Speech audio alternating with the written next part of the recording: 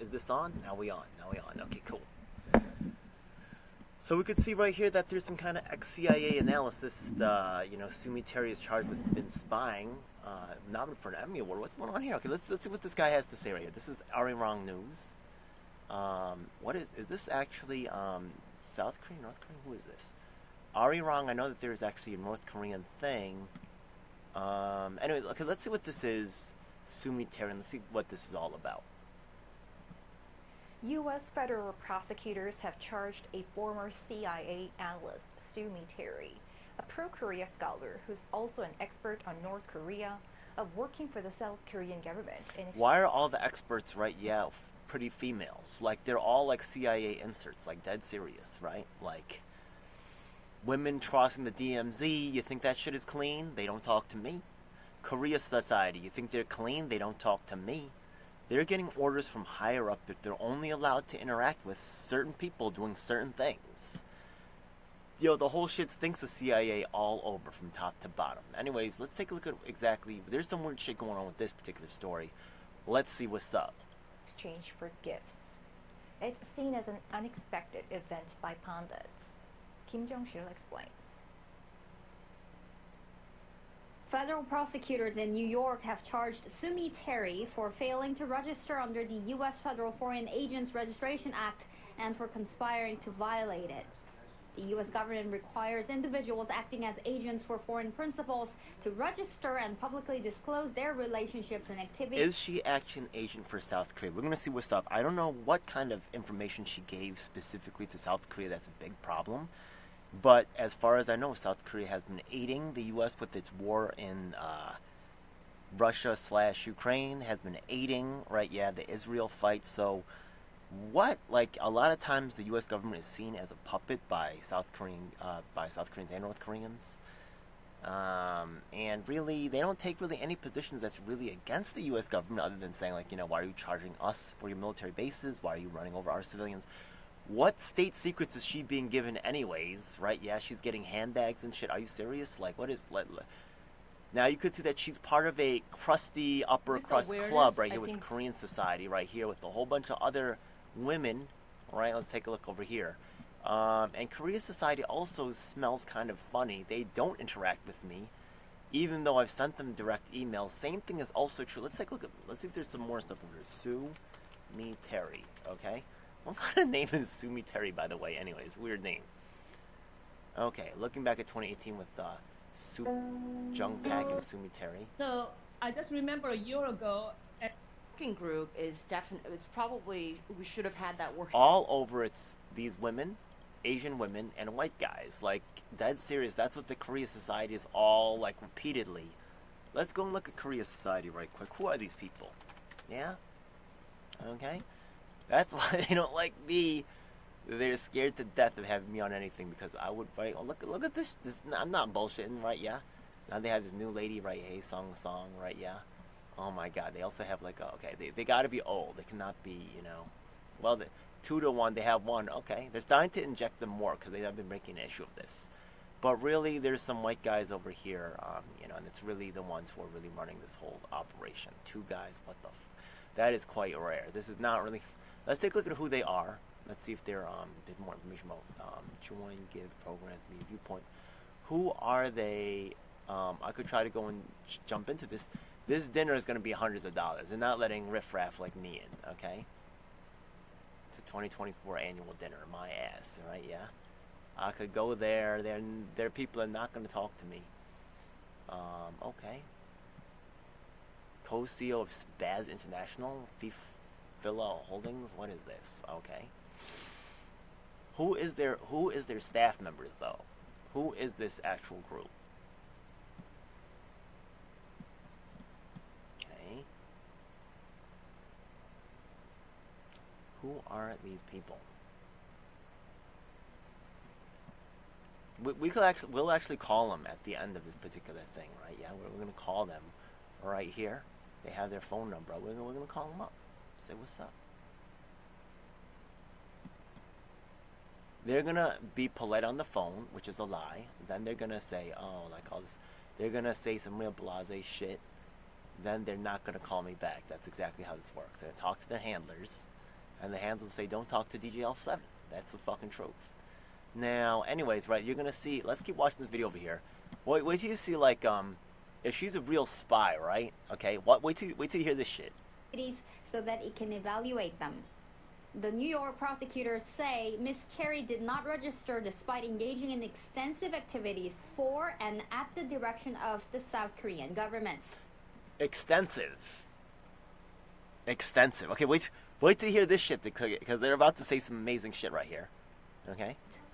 According to the indictment released on Tuesday, she began operating as a foreign agent in June 2013 when she was first contacted by an intelligence officer posing as a diplomat for the South Korean mission to the UN.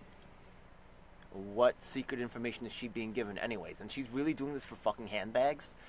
This is not really the end of it. Wait till you see where it goes from here. It's that she accepted designer handbags and expensive meals in exchange for information and lobbying over the next 10 years. You could be killed for this, and by this is 10 years of leaked evidence. I don't even know, like, does she have, like, U.S. missile supplies plans? But wait till you hear this shit. The indictment said she also received at least $37,000 in covert payments. Wow. Ms. Terry's lawyer released a statement saying that the allegations were unfounded and distorted the work of a scholar and news analyst known for her independence and years of service to the United States. Born in 1972, Ms. Terry moved to the U.S. when she was 12 years old. After getting her PhD in international relations, she worked at the CIA as well as the U.S. National Security Council. Pundits say the indictment comes as a surprise, as for the past decade she was just working as a scholar in the academic field. Analysts also say the indictment... The academic field is completely controlled with CIA peoples, 100% all injected with that shit. Korea Society's part of it, you know, I mean, Council of Korean Americans, they don't talk to me. They have their own little, right, they might inject some Korean men, but really, they gotta be from Asia. They cannot be strong. They cannot be standing up to anything. And I have to tell you that peace action is the same shit. It's like fucking CIA plans. These people that are in the anti-war community, there's a reason why the anti-war movement no longer pushes to see the fucking, what stopped the war in Vietnam? It was people's horror at looking at the pictures of actual people that were bleeding and all this other shit. But then what happened to the U.S. war machine realized, they said, you know what, these people in the anti-war movement, they're going way too far. They're too effective. They're causing too much disruption for what we want to do. We're going to actually completely infiltrate them with good-looking women over here. They're going to come in and they're going to tell everybody else what to do. This is happening in the Palestinian movie 100%, and this is why they're failing. But let's watch what keeps going on here. Could potentially shrivel the development and research of pro-Korea scholars in the U.S. who are significantly lacking in influence and impact compared to pro-Japan scholars. The South Korean National Intelligence Service released a brief comment on Wednesday saying it's closely communicating with the U.S. intelligence agencies, referring to the indictment. They gave her a $500 fine and then they released her on the same fucking day. Are you serious? Like, that's serious. That's North what... Korea expert and and former CIA analyst Sue Terry has been indicted in the U.S. on charges of working as an unregistered agent of the South Korean government. Terry, who was indicted Wednesday by a New York grand jury on charges of acting as a spy for South Korea in exchange for luxury goods, Michelin star meals, and more, was released on a $500,000 bail on the same day. Oh, $500,000 bail. Okay, my bad. I thought it was $500. I was like, what the? $500,000. Okay, the bail. She probably has to come with like a $5,000, right? They only got to come with 1% of it, like 10% of it. Federal prosecutors in New York charged Terry for failing to register under the U.S. Federal Foreign Agents Registration Act, saying that she did not register despite engaging in extensive activities for and in the direction of South Korean government. While the U.S. State Department said it will not interfere with ongoing cases, it stated that it supports the Department of Justice's decision. Last year, Sue Terry produced a documentary film, Day. Federal $500,000 bail on the same day. She was released on the same day? And more was released on a $500,000 bail on the same day. What the? Okay, so let's take a look at Korea Society, right? Yeah, they've actually had her on arms control or are done these things and on a very superficial level it looks. We've just had White men, not saying it's not wrong, not saying white men can't participate. Let's take a look at some more Sumi Terry over here. What is going on here? Yeah? Okay. I've already had other videos. You can look at my other videos on the Korea Society. There's some weirdo shit going on. And you know what? I have to be honest with the rest of the fucking world. It's not being investigated. I'm not getting any help from the anti-war movement. And I swear to fucking God that these fucking hippies let it happen, because all they gotta do is send some good-looking people who say what they want to hear. It's preferably they use pretty Asian faces. To take advantage and show and express their talent, and also not just 때문에 그것이 individualize the YouTube and also K-pop. Is this Asian guy gonna fucking say anything? I want to know. Oh my God, is he actually speaking here? Oh my God. Hearing about the other people talking about YouTube for more than 20 minutes. In your opinion, how is YouTube thinking about its contribution to Korea, and how has the platform become such an important part of the Korean economy? This kind of dude is what the old people like. A young person asking questions that do not challenge them.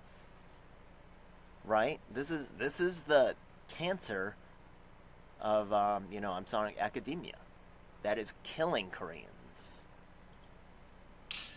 yeah. A smiling face, right? Yeah. This is what the people in charge create. They do not allow people like myself and who's asking real fucking questions. Well, first of all, thank you very much for having me on this incredible panel. I've already learned in terms of these types of examples. And so it's really about how YouTube allows for the building of this incredible fan base, and then allows through 글로벌화되고 있는 그런. What's your? Well, you got 16 subs, yeah, 16K subs. How did that happen, right? Yeah, you're getting 1,100 views. Okay, who's watching this shit?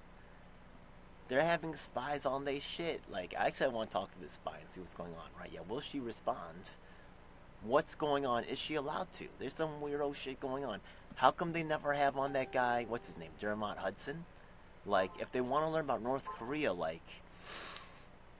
And what about Yeonmi Park? How come they, there's holes in her story. They don't really seem are they going to talk about her at all, right? Like, she's the highest profile, right?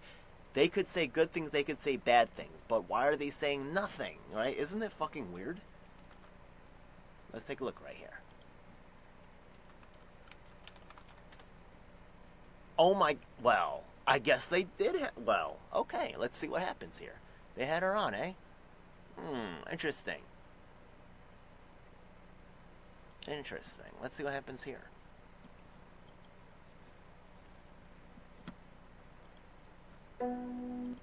Live in and around New York and pursuing peace. Yep, this white guy. I'm not against white people being involved. There are no black people. What's up with that too? They do not want blacks and Asian Americans working together. They do not want that to happen. I'm not saying, right, yeah, that the relationship between blacks and Korean Americans is perfect either. It's definitely fucking not, right, yeah? But blacks are definitely helping me in certain critical ways. Want to shout out Christopher Leon Johnson, Mutu John Mosebaru, Reverend Keith Gadsden, 12 Veils. There's black people we're interacting with in ways that whites do not and will not, because they're honestly, there are some white people that work with me. I don't want to put them down either. Some of them help me in big, significant ways. But when it comes time to actually challenging, right, yeah, like these power structures, these more ingrained, institutions, for them to do so openly.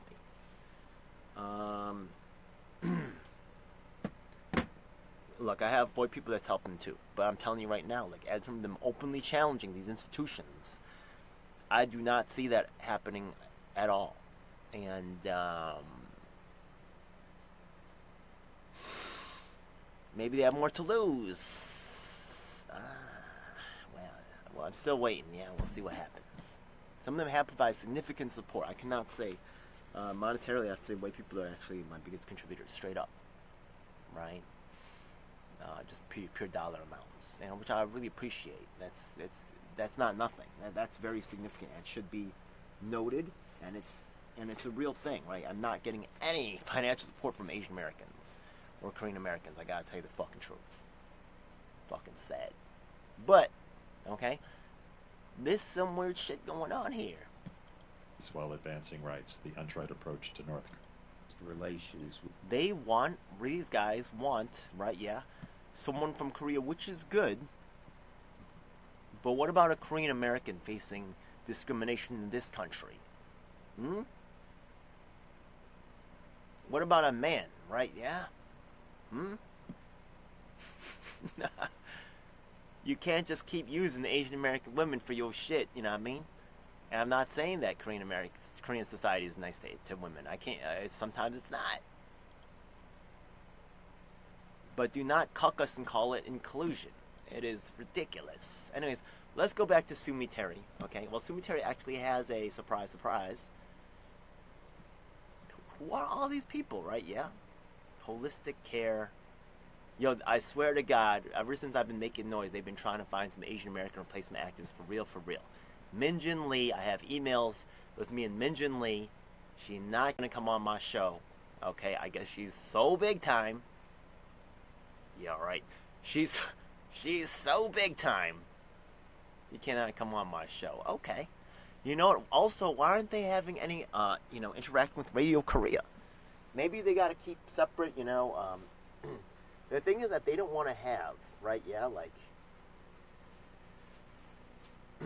I think that they have like controlled opposition that they remain separate from each other. Not all the controlled opposition is working together, right? They want to have different places where they can shoot it off. But it's kind of fucking weird. Like when you take a look at the LA riots and this other thing, right? Yeah, that let's see if Radio Korea ever appears on the Korea Society. If not, it's kind of fucking weird. Let's go and take a look over here, okay? Okay. They did have something about LA riots. So let's take a look at LA riots first, okay?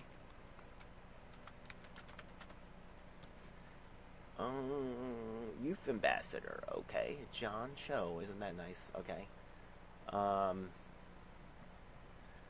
Korea Society in Atlanta. Is this over here? Where's the thumbnail? Provide insights. This white guy over here. Not mad at the white people getting involved. Do these guys look like CIA or what? Like, come on. They got this one Korean guy. I swear to God, if you watch the footage of me going inside the peace thing, they've gotten more craftier about it, right? About like including like Asian American male faces. So I'm. Who's starting this off? Some white we'll do lady. our best. And teachers. No, a white guy. Generous support. Zero black people. YPC, right? Programming. It didn't feel so profound when I was there, but we got to tour. They got some young kid, right? Yeah. How much does he really know about what's going on here? Probably CIA recruits or some shit, making it look diverse.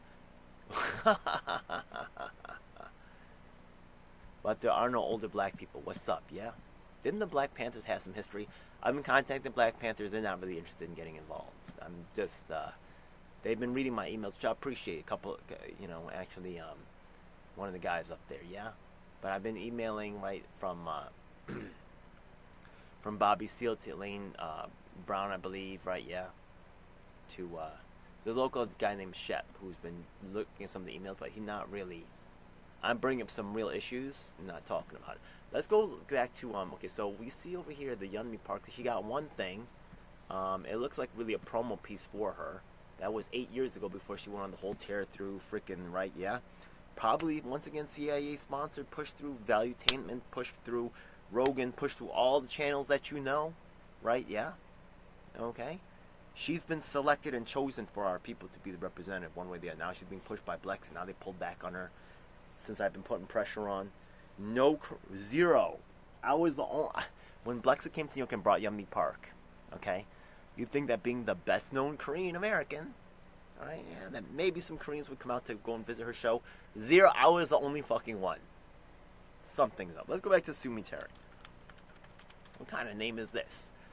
Terry, what? Her name, she probably married to a white guy. Okay, Terry is not a Chinese last name. Columbia University Warhead Institute scholar, Sue Terry, okay. Not to do it. The Let's look up Sue Terry husband. Probably.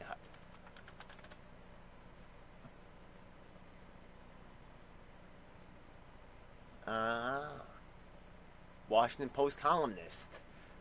That's how you move up, girl.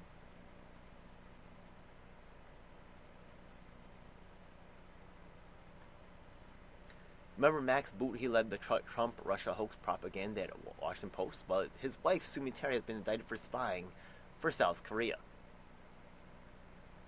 accepting over $37,000 in bribes. Uh-huh. High-end sushi, sure.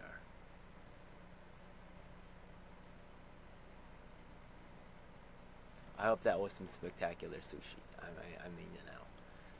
They're talking about her female private parts. That's talking about tasting like fish, right? Yeah. That's what's up. That's why her last name is Terry. U.S. Federal Foreign Agents Registration Act, saying that she did not register despite... That's how you get to move up. If you're Asian from Asia, you might get to be somewhere, but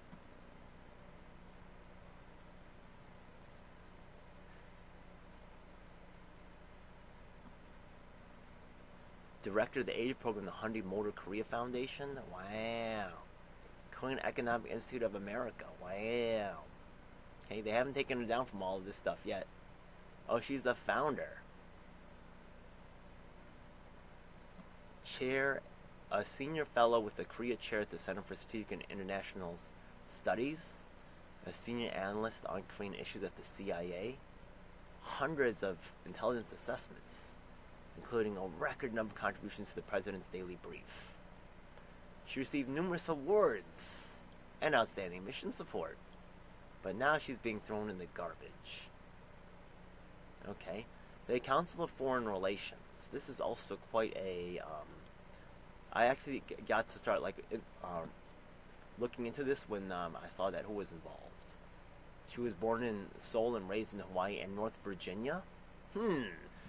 Right, Council of Foreign Relations. We also know that Tulsi Gabbard also had a position there, right? So maybe also have. I do suspect there's some kind of CIA ties there too, and intelligence ties there too.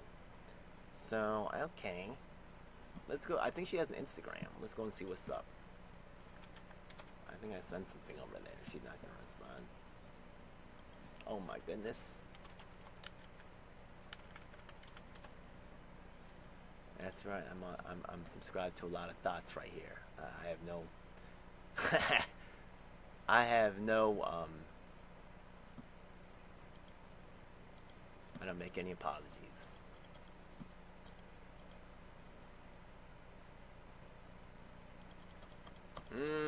What's going on, Sumi? Kinda weird right there, yeah?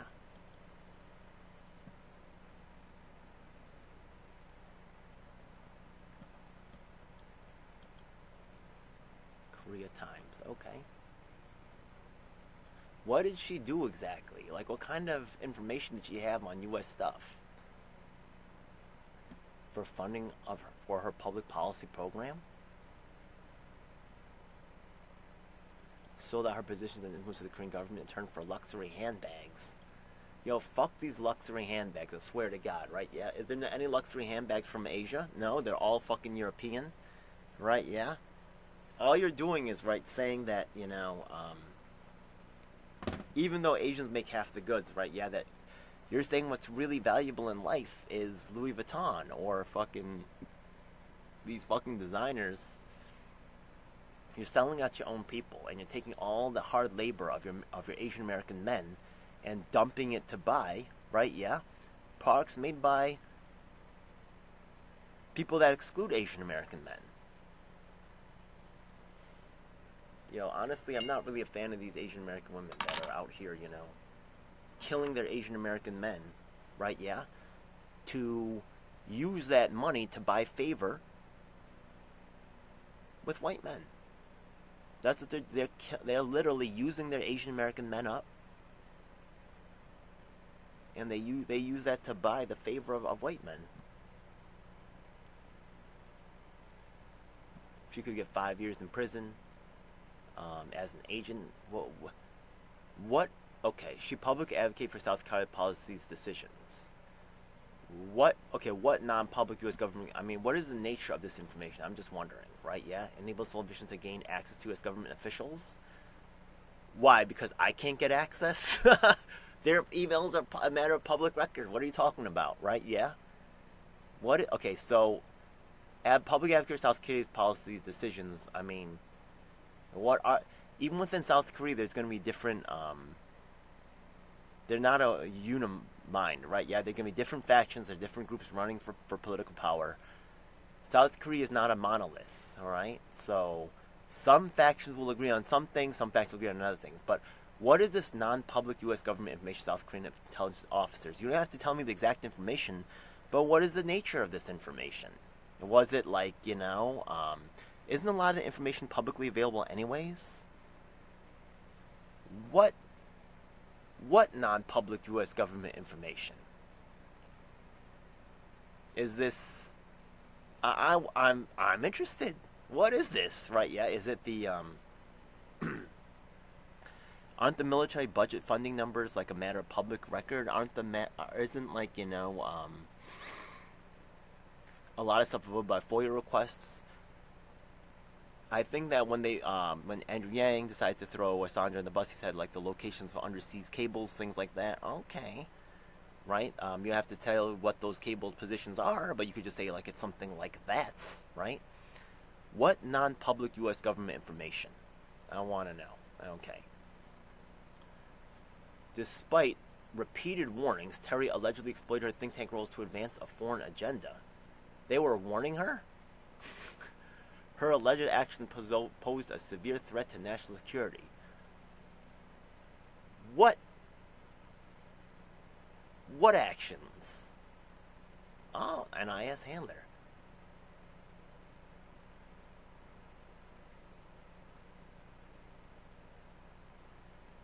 What is NIS? Office to consider inspecting Moon government after exposure of intel operations in the U.S. Okay. Ongoing law enforcement matter. She was released on the same day. She got $30,000 supposedly, right? Yeah. And she has access to all these top agencies. You know why? Because it's this little fucking... Right, yeah, you have a certain look, right, yeah. You have, you get embraced. You're an expert now. You've went to the right school, Columbia University. And you know what? Like... If you're just a regular little person, you don't mean shit to these people, and you cannot talk to them. Korea society will not. Let's call Korea society right the fuck now. Let's call them right now. We have already got on record. After this, they may go on a erasure spree and erase Sumi Terry from all of their videos. So let's just think about what we're gonna ask them. We're gonna say number one, right? Yeah. What's going on with all of this? Sumi Terry, you got a bunch of videos on your channel. And I want to know what your position is on, And, I have some relevant stuff going on. Maybe we could have a conversation. So let's take a look over here. This is going to be great. Okay. Let's go. Where's this number here? Okay, let's, Korea Society. Oh, it's going to be so entertaining. You know why? Because I can't get any real information about my own country. All I see are these BS females that refuse to interact with me. I could show you the email from what's his name? Min Lee or whatever her name is. They just don't have time. Like, I even said, look, I have the first U.S. Fuck, I'm gonna show it right now. I'm just so frustrated. I said, look, I had the first, U.S. presidential candidate in history with use of the Korean language. Fuck that. She got, Min Jin Lee's assistant. Hello. Look at this, right? Yeah, I'm a Korean American activist and has some key interviews with people such as the first U.S. presidential candidate in history, Emmanuel Pastrick, who provided a response in the Korean language during his presidential debate. Interesting. As an Asian American, I've heard historical relevant footage such as interview with the founder of Noda Tool, John Cho. He was the only president of the only United Chinese restaurant in New York City. By the way, he was also worked on the first campaign of John Liu, right? Yeah, the first Asian American elected representative in, I think, New York State history. I would like to engage you in your conversation and work and ask them to see if you could get involved in several issues such as the horrible Asian American curriculum, which makes no mention of the LA riots and its significance for Korean Americans and many more issues. Right? Okay? And Male Patrick has a PhD in Asian Studies from Harvard University, also has pictures of himself and significant Korean leaders, such as former President Park Geun-hye. This is true, okay? Hello and thanks for this later. Unfortunately, due to my work schedule and family obligations, I'm unable to successfully grateful. At least I got a response.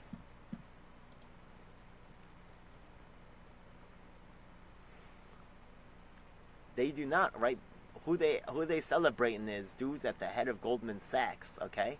They are not going to talk about an activist like me, who's not recognized by the establishment. There's a very strong, okay, there was lately this lady named Susan Zhuang, who got arrested for biting a cop in Brooklyn. There's a very strong tie to establishment and social hierarchy that exists within Asian culture that causes poor activists like myself to be disregarded in which is being taken advantage of. CFA, okay. Head of U.S. Operation at Robust Technologies. They don't want a guy like me. They want you to be rich. They want you to be, Goldman Sachs or some shit like this, right? Head of U.S. Operations. Vice President Morgan Stanley, right? These are the panelists. These are the people that matter, not me, right? Yeah? Okay? I'm not saying that rich people can't be a part of it, but this is their priority. Okay, let's see. Let's see. Okay, that's the other guy. The guy on the far right is the guy from Morgan Stanley. This is their values. Okay, I'm going to try to... They also charge money for these things. I probably would attend this one. To secure your spot. July 25th. Oh. Let's take a look. I bet you this is money. Cagney headquarters. $17. Anybody want to donate $18 so I could go and attend this? Anyways, look, I'm going to go there. I'm going to try to talk to them. They're not going to engage with me. This has been the pattern. So, we're going to call Korea Society right now. Let's get myself on. This is going to be amazing. Let's do it, okay? Let's do it. Okay.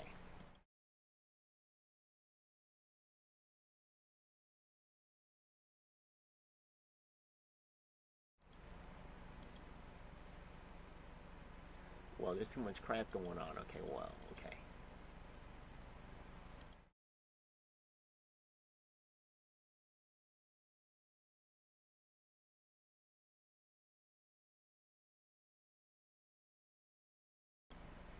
Check. Oh, this is great. Okay, so now, let's call these people up. Okay.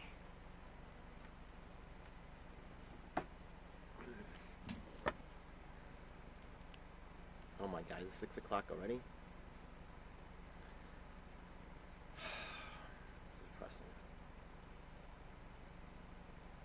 I'm too hooked on this, but some people get to, find out what their past was, but I gotta dig through being Korean, I gotta dig through a pile of fucking shit just to find out my backstory and history.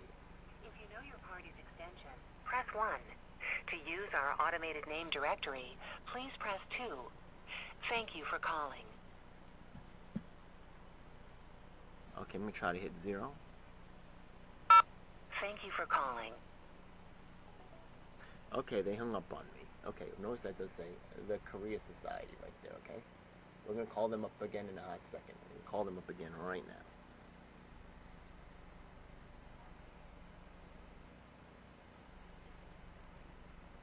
Press 1. To use our automated name directory, please press 2. This key is not valid. Please try again. I just hit Welcome. the 2. Our offices are now closed. If you know your party's extension, press 1. To use our automated name directory, please press 2. Thank you for calling. This key is not valid. Please try again. Welcome. Our offices are now closed. If you know your call cannot be transferred, please try again later. Thank you. Does this seem legit to you? How much money do they get in funding? Is this legit?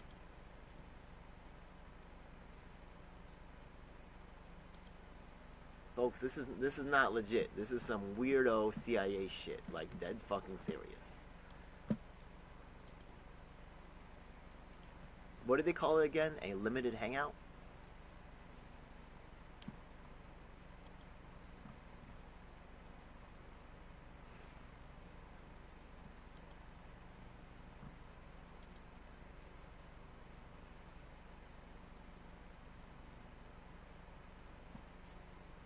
If they're hosting a fucking spy right here, and they haven't even taken it down yet, right? Yeah, that's how little, right? If this were, if actually what happened in Korea mattered, they would take it down out of embarrassment. They haven't. Sue Me Terry. Okay, let's see.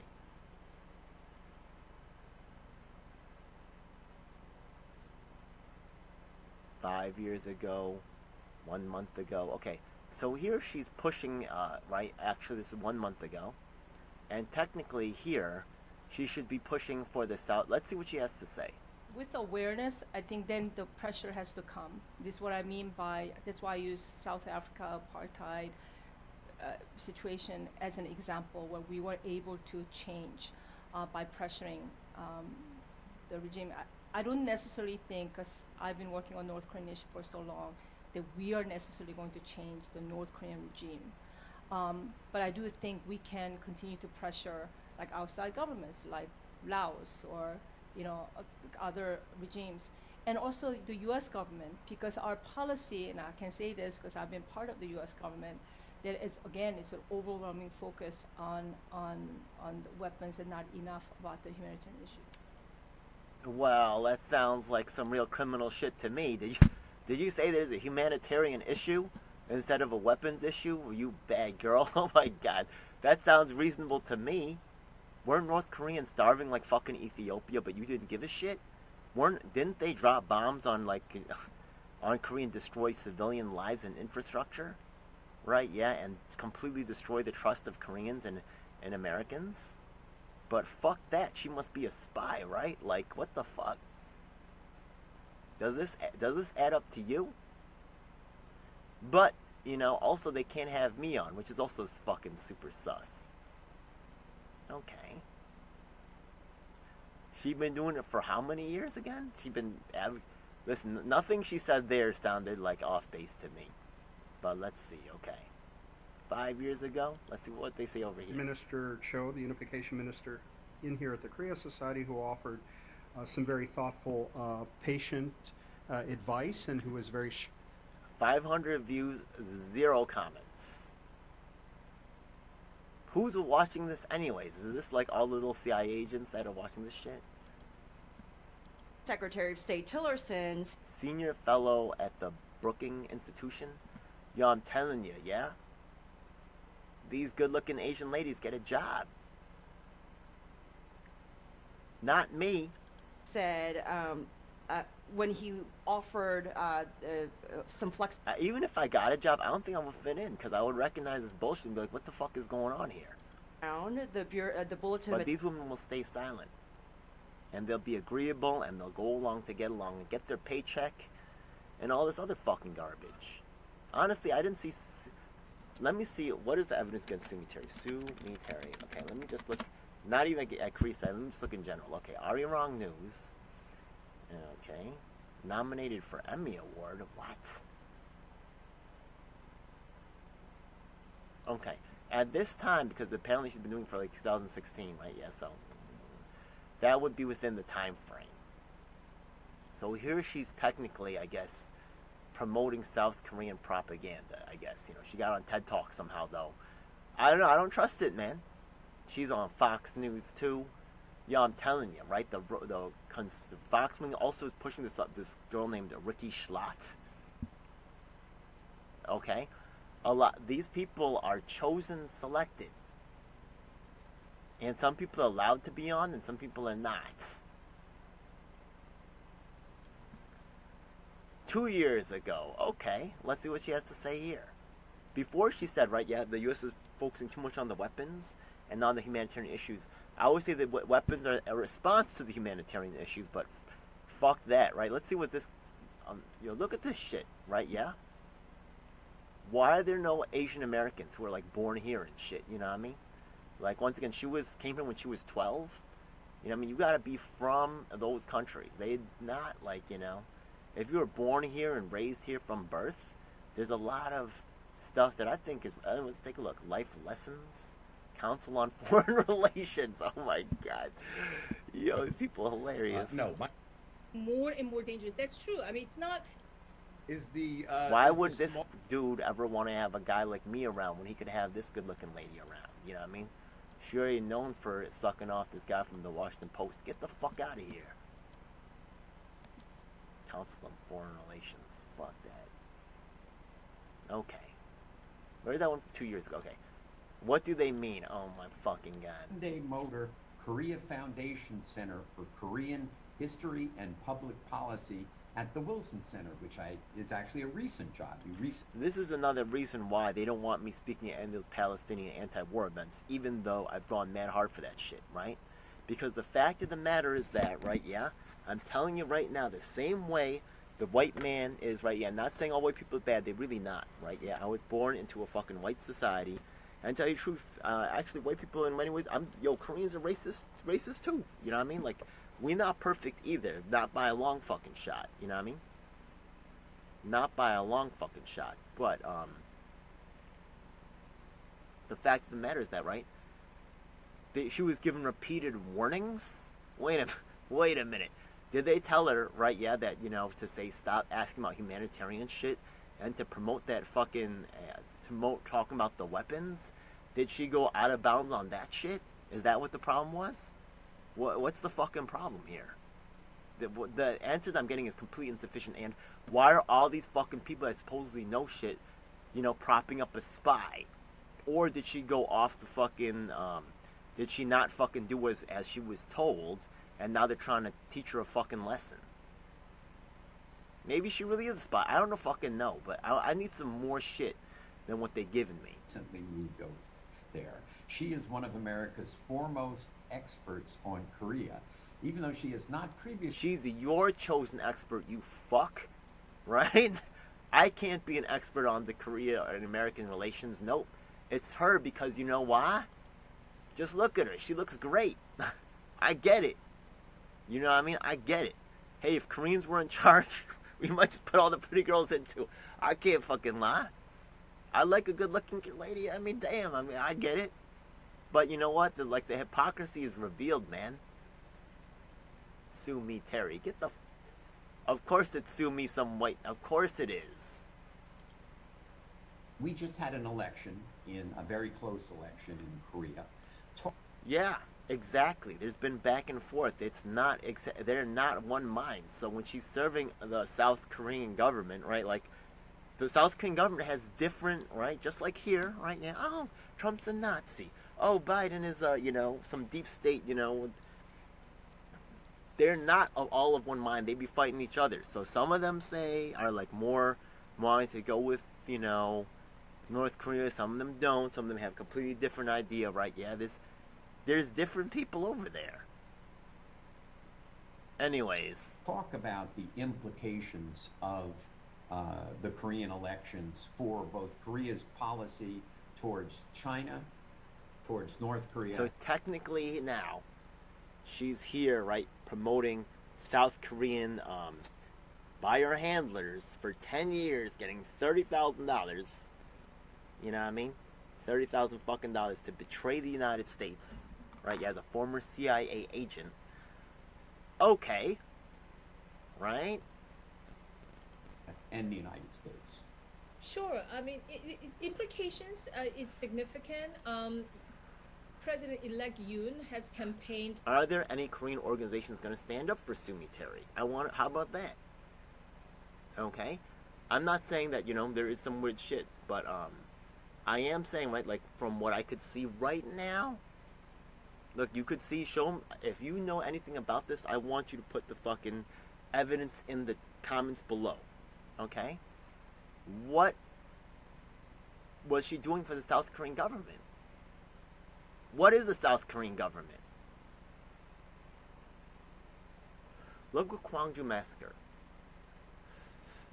A lot of governments around the world were ready to have democracy, But the U.S. wanted to have governments that would be stable and unstable in certain ways, but they also wanted them to be friendly to U.S. interests, whether or not anything. They didn't give a fuck.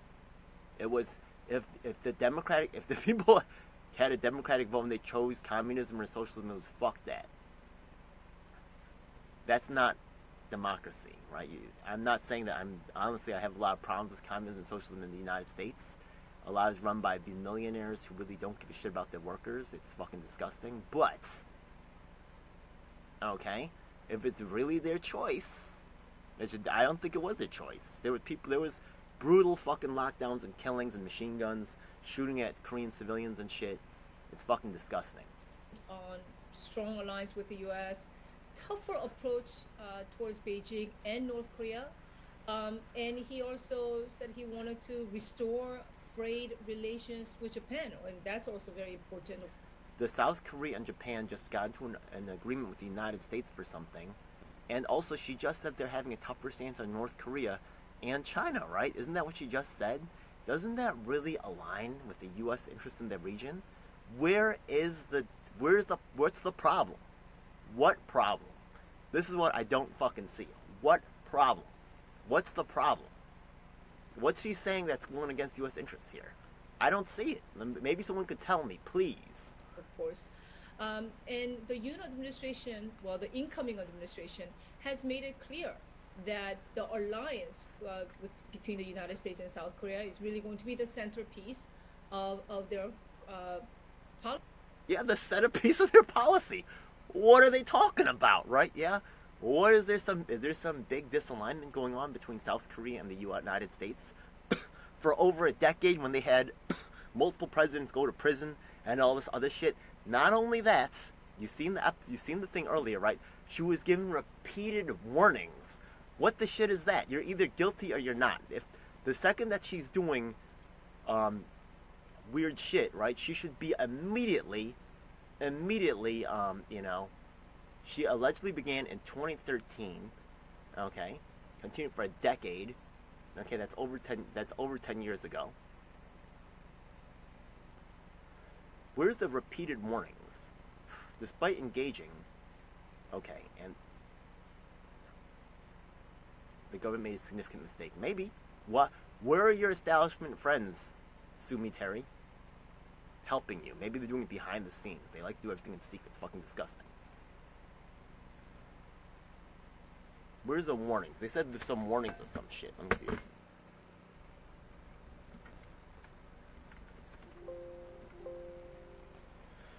There was an article about her getting extensive warnings. Okay.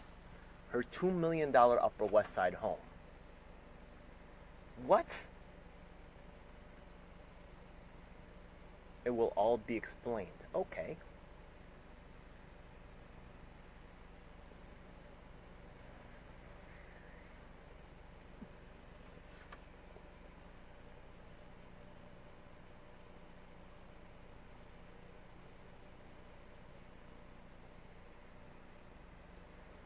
Her husband, Max Boot. Her husband's name is not even Terry. A Washington Post national. So maybe she had two white husbands. Who knows? Put up their Tony Upper West Side apartment as collateral in exchange for $500,000 bonds. The 6-room, $1.8 million turn-of-the-century home features lavish wood paneling.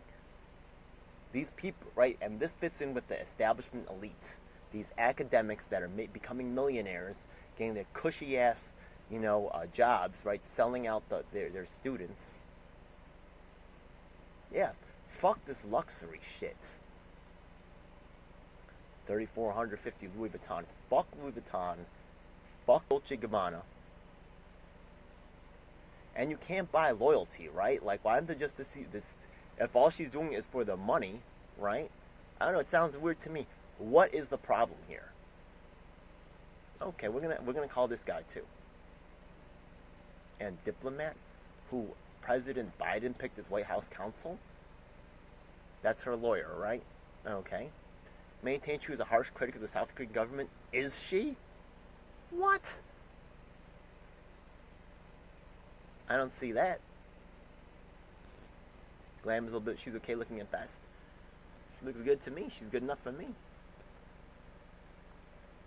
Look, she's obviously out of my league, so fuck it. You know what I mean? It is what it is. Because the money. That's what the way Koreans think. The way the language is built is based off of social hierarchy. The way you talk to someone changes based on their social rank. That's how deep it is in our system here.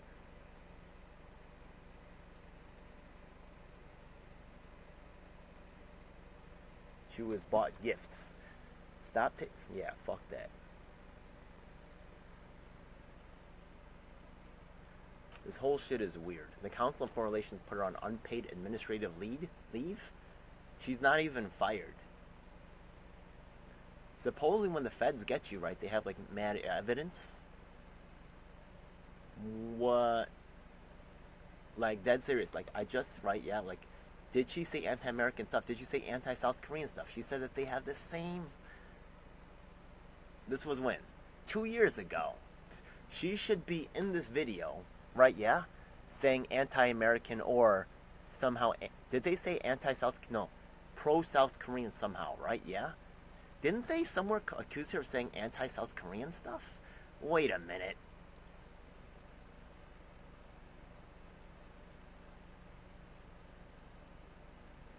Disclosed stuff to U.S. South Korean spies. She traded access to information from top U.S. officials, including Anthony Blinken, for luxury goods. What information? Okay. Lee Wolkowski. Okay, let's see if we can contact this person as well. This person's definitely going to get a contact right here. Okay, who's this guy? Oh, okay. Interesting. Gender and blocks. A recognized counselor to presidents, CEOs, governments, media leaders. An American diplomat? You mean CIA? Yo, this could be cooked up, right? She might be actually the counterculture hero that's being set into place. They want there to be heroes, right? Counterculture heroes, but they want them to be under control. Not someone like me, right? Yeah, someone who taking care of, someone who's afraid to lose that lifestyle. I don't have that kind of lifestyle. I wouldn't fit into that lifestyle. I'm telling you right now, I would not fit into that fucking lifestyle.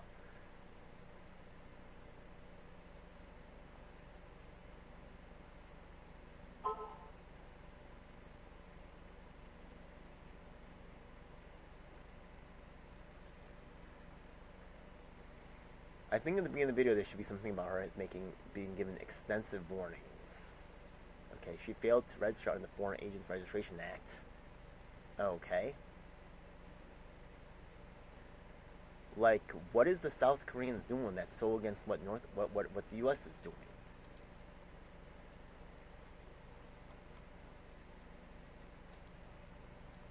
Weird. How long will I be allowed to remain doing what I'm doing? If they're not helping her, they're not gonna help me. They try to pretend like I don't exist. That's the fucking reality. Oh wow.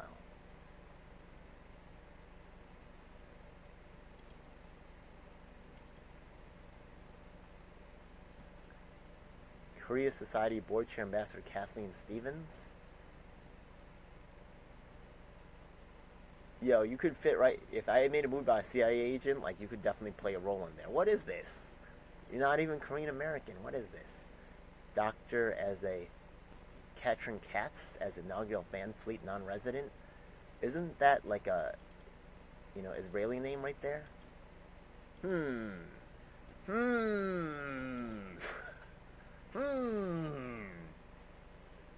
Director Bong Joon-ho. Okay, sure. Okay. This whole thing stinks to high hell. How about that? This whole thing stinks to high hell.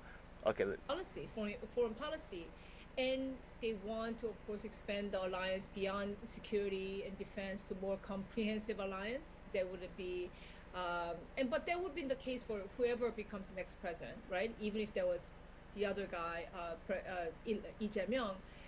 South Korea has been seeking more broader, expanded cooperation with the United States, and to go beyond security, to issues ranging from AI, big data, quantum computing, 5G, aerospace.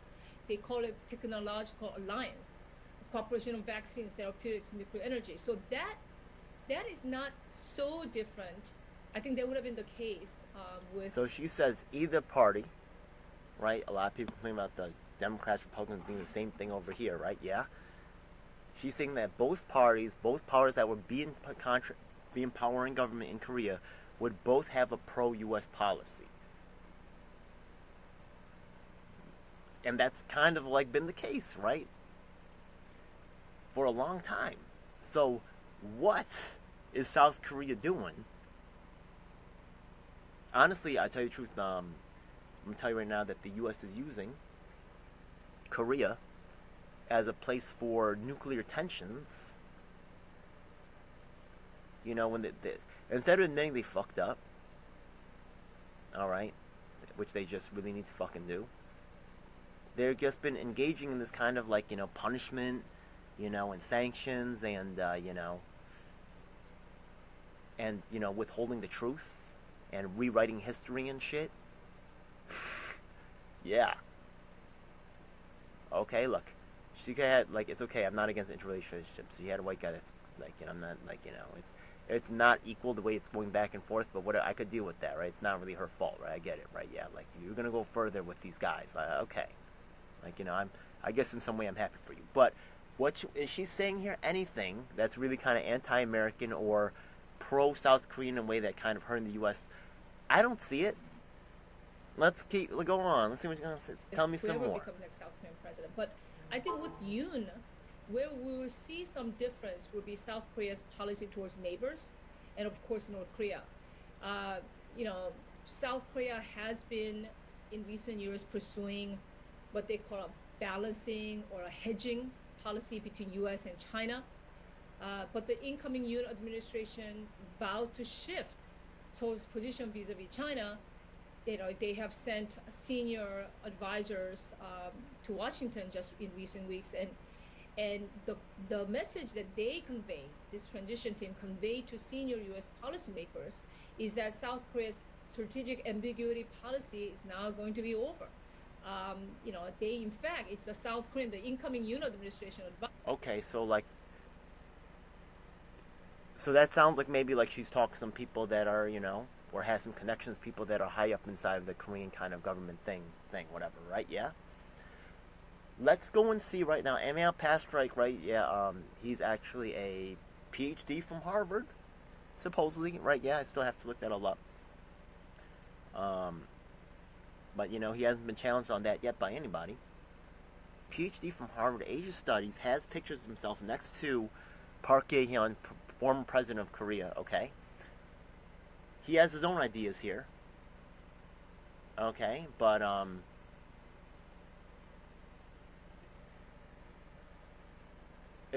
and it kind of makes sense, right? Like Koreans from Korea, they're gonna want to talk to someone who looks Korean, who probably speaks Korean, and they might tell her these things, right? I don't know if she said that the South Korean president might start to look more towards China, and that kind of makes sense because China kind of is economically coming up. I mean, this is kind of like talked about a lot. So what she'd said so far doesn't sound unreasonable to me yet. Hey, look, I'm gonna take a look, right? Yeah, but I do have to admit that this is a little bit less pro-U.S., right? This isn't 100%. Let's go with the U.S. because that's what the Koreans do kind of say a lot politically. Okay, from what I see and understand. But you know, she's just saying there's a shift towards China, and that kind of makes sense. I don't know if that's enough to accuse her of, you know, being a freaking spy. Let's take a look. Advisors, they call current South Korea policy towards China one of accommodation and appeasement. This is South Korean words. It's their phrase. So now they are seeking a relationship with China that's more built on mutual respect. They said they want it to be more equal, reciprocal. Just so you know, too, okay? Korean has two counting systems. We have regular Korean on the dual standard, then we have actually it's called Sino-Korean or Chinese, because the thing is that for all official dates and numbers, we use more Chinese sounding words, because honestly, just the way right? Like Latin and stuff like that is kind of like where Greek and like Rome had very influential like things and a lot of Western thought.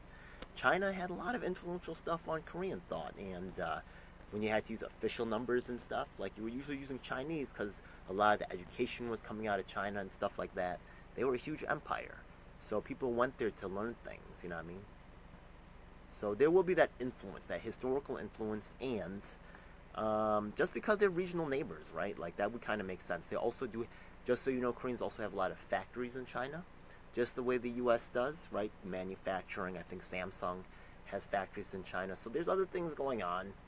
I haven't heard anything crazy like, oh, you know, South Korea says fuck the U.S.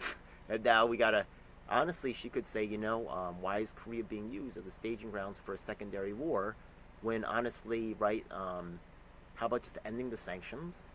Just treating, you know, even if DPRK has some leaders that you don't like Trump either, he's going to be the next president. Some of those human rights things are fucking disturbing. But by having more trade, right, and more change of ideas, it's really sad what's happening to people in DPRK. I'm horrified. My mother's North Korean. I can't even...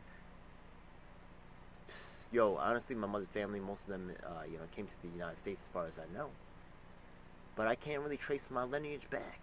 This is ridiculous, man. Koreans be doing some crazy stuff, man. Again, for what they went through, I'm pretty proud to be Korean American. You know what I mean? But I look at what's happening. It don't seem right. Let's keep watching this. Basis. But they do also expect what this means is that they might have a rocky road ahead in South Korea's relationship with Beijing. So the message that the Yoon advisors is really conveying to Washington and is asking in the U.S. Is to really help South Korea in the face of future non-military threats from China to combat economic coercion and use of Beijing's economic statecraft, right? And to come up with remedies.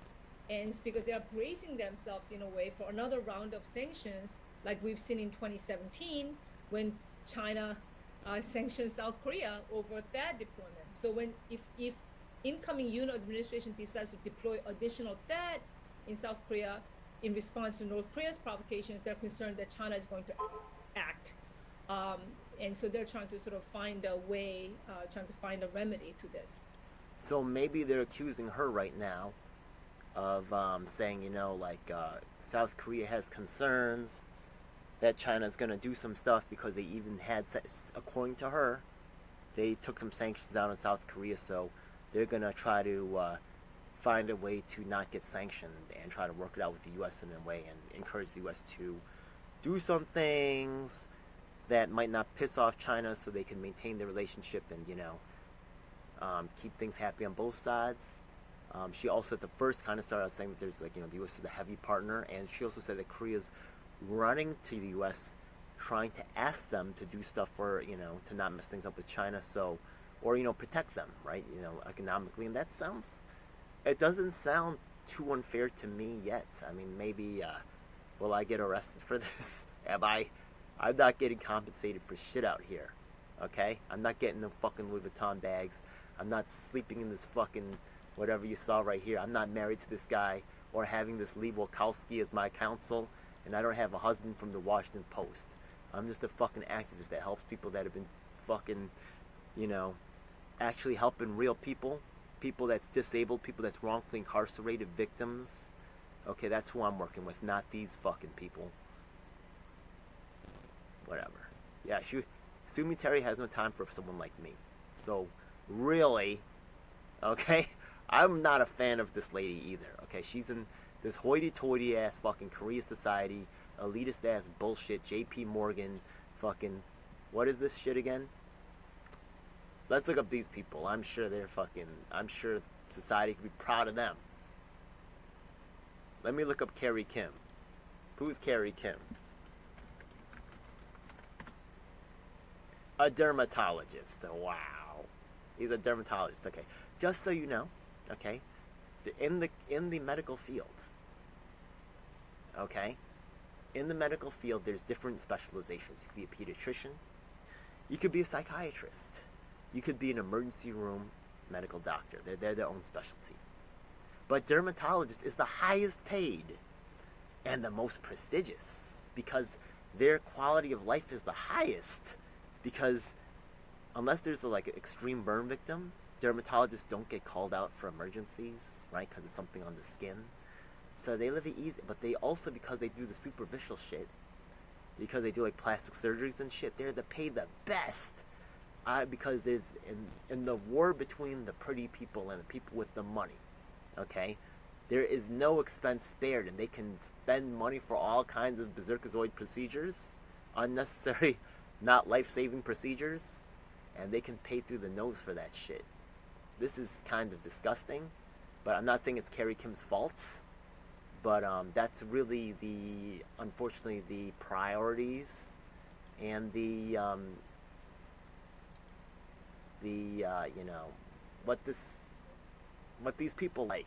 They have this addiction to prestige and money, and I'm not saying that poor people are better. I'm sorry to say, I can't say that either. But these people are definitely not better either. They're really not. And they're really taking an unfucking proportional amount of money, and they're dictating the narrative in ways that's just straight up fucking unfair. So fuck them, yeah? Anyways, let's get back to Sumi Terry, okay? So far, okay, even though I generally don't like someone like this, okay, because you don't see me fucking with none of them. They ain't got time for me. Okay, so, but just trying to be fair over here, okay, even though honestly I won't give a fuck if this bitch was dirty, you know what I mean? She don't give a fuck about me. But I would also say, though, I think there's two things is she going off script right here? Did she not say and so they're trying to 100% go US? This white guy looks mad. Is this? And so they're trying Did to he sort of call the find a FBI way- after this? Oh my god. Trying to find a remedy to this. I would also say, though. Oh, look at him. All she said yo, what'd you say? She said China might pressure Korea, right, for its relationship with the U.S., and maybe this could help out in case of that, or make some assurances. Uh-oh. I think there's two. What are you doing, girl? Oh, look, he looks so sad and troubled. Time for the gaslighting to begin. Let's go. Two things that I just want to also note is one thing that's very interesting that's going on in South Korea is shifting public sentiment on China. Well, actually, I could show a video with the white guy who said that 70% of South Koreans now want to have nuclear weapons. How about that? How about that, bro? How about just fucking listening? The shifting public sentiment.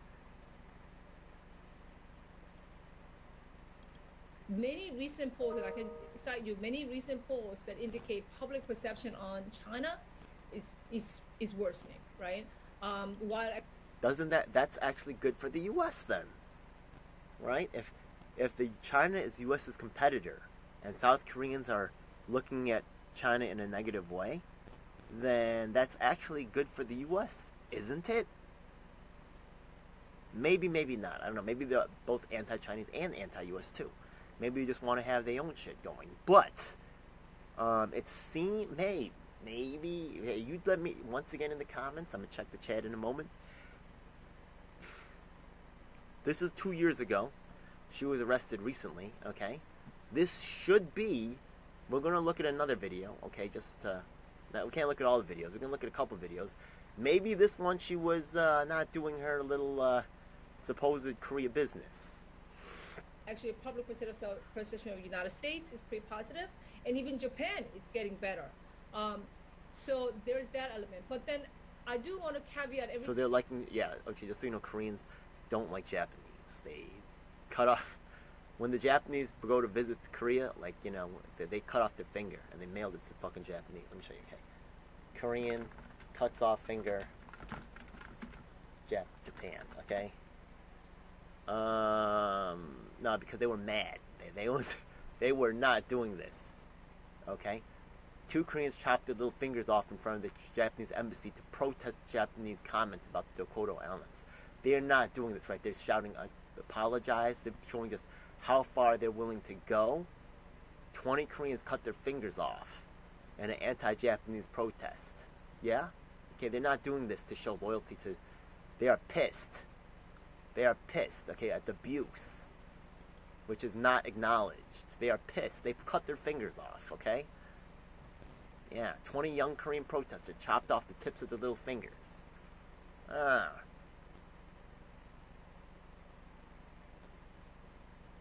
Solo protests against Japan's renewed claims to disputed islets, yeah? They don't want, okay, there's a lot of bad blood. So that's why, between the Koreans and the Japanese, there's a lot of bad blood. Koreans sliced their fingers in the anti-Japan right. Yeah, this is definitely going down here, okay? And, okay, so when she says even Japan, right, yeah, she says even the opinion of Koreans, of Japanese is going up, okay, that's what she means, because, the history is not good. Everything I've said on South Korea's policy toward China, with just one caveat, is that while incoming Yoon administration will be tougher on China and of course North Korea, one caveat that I do want to note is that the reality on the ground that they cannot ignore is that South Korea, China is still South Korea's #1 trading partner, right? South Korea's trade volume with China reaches over $300 billion annually, which is equivalent to trade volume with the US, Japan, and Europe together. In 2020, I think South Korea's economic dependence on China was like 85%. So basically, the trade with China makes up about a third of trade for South Korea. So that is the real reality on the ground. Hey, look, maybe she's a CIA, maybe she's just being real crafty and shit, you know what I mean? But I didn't really hear anything that's too crazy for me. It sounds pretty factual. It sounds like it makes sense. Didn't sound like it was that deep information anyways, right? Yeah, like, why is she getting the big bucks? Like, I probably could say similar things, like it all. Look, I am mad, though, you know what I mean? Like, okay, you be the one to say it. I was going to ask about, the trade. It's the biggest export market by far for Korean businesses, obviously responsible for enormous amounts of employment in Korea. There are tons of Korean students in China studying Chinese, and yet public perceptions, as you correctly point out, of China are dropping. But what specific policies should we expect from the Yoon administration with respect to China? How does this get implemented into kind of a real policy? Except saying we're going to cooperate with the United States, okay, but what does that mean? I think at least President-elect Yoon will be more vocal about China issues than current President Moon. He did say he would increase cooperation with democracies, especially the U.S., and resist autocracies. He's been critical about Moon Jae-in's. Okay, so this chapter is labeled U.S.-China relations. So honestly, it kind of sounded like, like U.S. is winning. It sounds like, there's some concerns about China. It doesn't sound to me like there's any problems yet. So maybe in this U.S.-China relations, she's going to say something more pro-China and less U.S. or something. Let's see what she has to say here. And for some reason, she's not a Chinese agent. She's not a North Korean agent. She's a South Korean agent. This is what's weird to me. Because the South Korean government in general does not really take on the U.S., does not really oppose the U.S. or fight them. They might ask for some things. I do not see the South Korean government really, maybe there's a secret war going on. Okay, but remember, there's also changing administrations and stuff. And both of these administrations, once again, like she said before, will actually be working in cooperation with the U.S. government, right? So that's what she said at the top. Give them more carrots than sticks. Well, they always believed that. They always thought that we should give North Koreans more carrots than sticks, and we should pursue more of an engagement policy towards North Korea. But I do think this particular stance has more to do with the existing U.S.-China rivalry. We don't even have to go back to decades. We can just go to 2017. We actually got China to help us and do more on North Korea in 2017. On their maximum pressure policy, we did see China actually implementing sanctions. A lot of Korea watchers were very surprised by that because we thought, China is never going to do it. So China's putting sanctions on North Korea. And this is what if she's a spy for the South Koreans and working on their diamond, saying what they want, what they want her to say, right? This is what she's accused of. This should technically be South Korean propaganda into the United States on South Korea's what they really want, which could actually hurt the United States, I guess. Okay. But China did implement sanctions. They were pressuring North Korea. Isn't that what the U.S. wants? Okay, so there's a but. Let's see. 2017. That's pre-summitry, diplomacy, pre-Trump Kim summits, and pre-Xi Jinping Kim Jong Un summits. 2022 is a very different year than 2017. Right? In 2017, Xi Jinping has never met with Kim Jong Un, even though he has met with South Korean president multiple times. Former President Park Geun-hye came to Beijing. Xi Jinping visited South Korea. Never met with Kim Jong Un. China was actually even unhappy with Kim for a whole host of reasons. For starting from assassinating Chang Song-taek, the second most powerful man in North Korea, uncle to Kim Jong Un, who was a conduit to China between Pyongyang and Beijing. For assassination of Kim Jong-nam, his half-brother, who was under the protection of China. For the nuclear tests and missile tests that were... Okay, so maybe she's trying to drag in, right? Maybe she's an agent for the South Koreans, saying that China's a threat to drag in more U.S. aid. Is that the problem? Because other than, I can't really see anything really dangerous about what she's saying. She's saying that, South Korea, or even China, doesn't like North Korea, which is this I thought the U.S. doesn't like North Korea. I thought the U.S. doesn't like them having nukes and all this other thing. So technically, I would think that if the U.S. is leading what is it called again? Those sanctions on North Korea, that if China joins in, that's one of the best things that the U.S. would really want, because the U.S. wants. Isn't that what's going on there? Listen, that's why, right? That's why another reason why they don't want Korean Americans like myself, right? Yeah, commenting. They want people like her. Because people that are taken care of by the establishment that live in $1 million homes and shit, okay, that get to be a part of the system, that are acknowledged by National Committee on U.S.-China Relations, and get to be somebody, they will believe.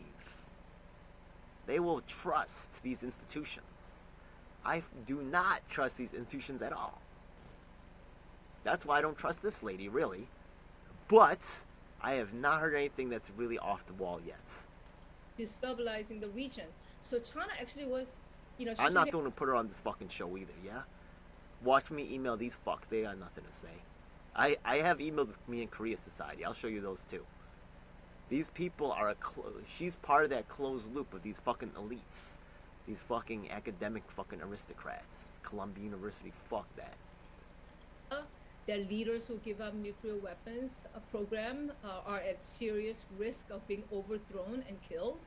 And that lesson from Iraq and Libya, it's been only reinforced by the Russian invasion of Ukraine, right? Just because less than 2 months after... Yeah, if you give up the nuclear weapons, then... Exactly, then they get killed. You see Afghanistan, these guys were jumping off the fucking plane. This is common sense. Wait, what's this guy got to say? Administration's calculation, is that going to affect South Korea, China relations? Well, honestly, when I talk to a lot of anti-war white activists over here, I get this real fucking condescension all the fucking time, right? Yeah? Because they've convinced themselves that we're not actual victims of fucking war, right? So they think they know. Why the fuck would they know better? Because there's no such thing as an Asian American activist, so we must be stupid and weak? Is that what it is? Fuck your condescension, bro. Who's more dedicated to ending war, you fuck? How you suffer from war, you fuck? You ain't suffered from war like me, you fuck? So who you think more is committed? Who you think knows more about what the fuck is going on, you fucking asshole? You know what I mean? With your fucking suit and tie, with your fucking fancy ass fucking bass in the background. Fuck you. How about that, man? You ain't like me. You know what I mean? You could get to be a part of it. You do not get to fucking push me the fuck out and put some pretty women in who turn out to be spies, you fuck. Is she even a spy, or she just didn't say what the fuck you wanted her to say, man? Yo, I don't trust you for a second, you fucking piece of shit. We're gonna see another one. This is not the only one, alright? Maybe this is the one where she didn't. You know what I mean? This is spy stuff, so maybe, you know, she took $30,000. She had to fucking provide some value. This is right at the time frame, 2 years ago. Okay. I think Kim Jong-un has he drew all kinds of very unhelpful lessons from Russia's invasion of Ukraine, just like it drew wrong lessons from Iraq and Libya. She's saying that Kim Jong-un is wrong. So, this is not something that Kim Jong-un would probably want to hear. So, if the North Korea, South Korea, they're working in tandem together, blah, blah, blah, right? Yeah. And maybe South Koreans don't. Maybe they would want to push out Kim Jong-un and take the power for themselves. Very possible. But, it doesn't sound really unreasonable, like what you said right there. It sounds like something that, like, I heard a lot of other people say, just in general, right? Once Russia's, that this is also affecting, the Palestine situation, and actually all over the world, right? China and Taiwan. I've seen a lot of programs where people will say, right, this whole Russia-Ukraine thing is actually influencing other... She's not saying anything that's really, like, different from what a lot of other people are saying. This is another reason, like, why is she getting $2 million? Why is she living in a $2 million home, right? Has a great look. It will be submissive to the white man. Besides that, what else she got that I don't got? You know what I mean? Nothing she said here is really, it all makes sense to me. And honestly, I could see myself saying all these things quite easily, right? Yeah, I'm not even an expert in this shit, right? I don't hear any real high-level expertise shit going on here.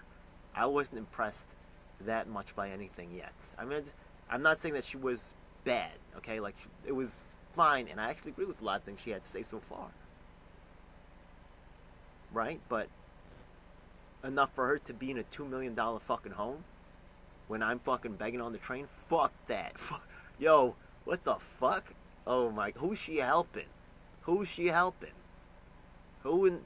She going out to sushi and getting Louis Vuitton handbags. I'm out here working with people with disabilities, getting evicted from their fucking homes. People that are in decades fucking behind bars. I'm not saying, right, like, that makes me a saint, because it doesn't. I'm not perfect either. I got my own fucking problems.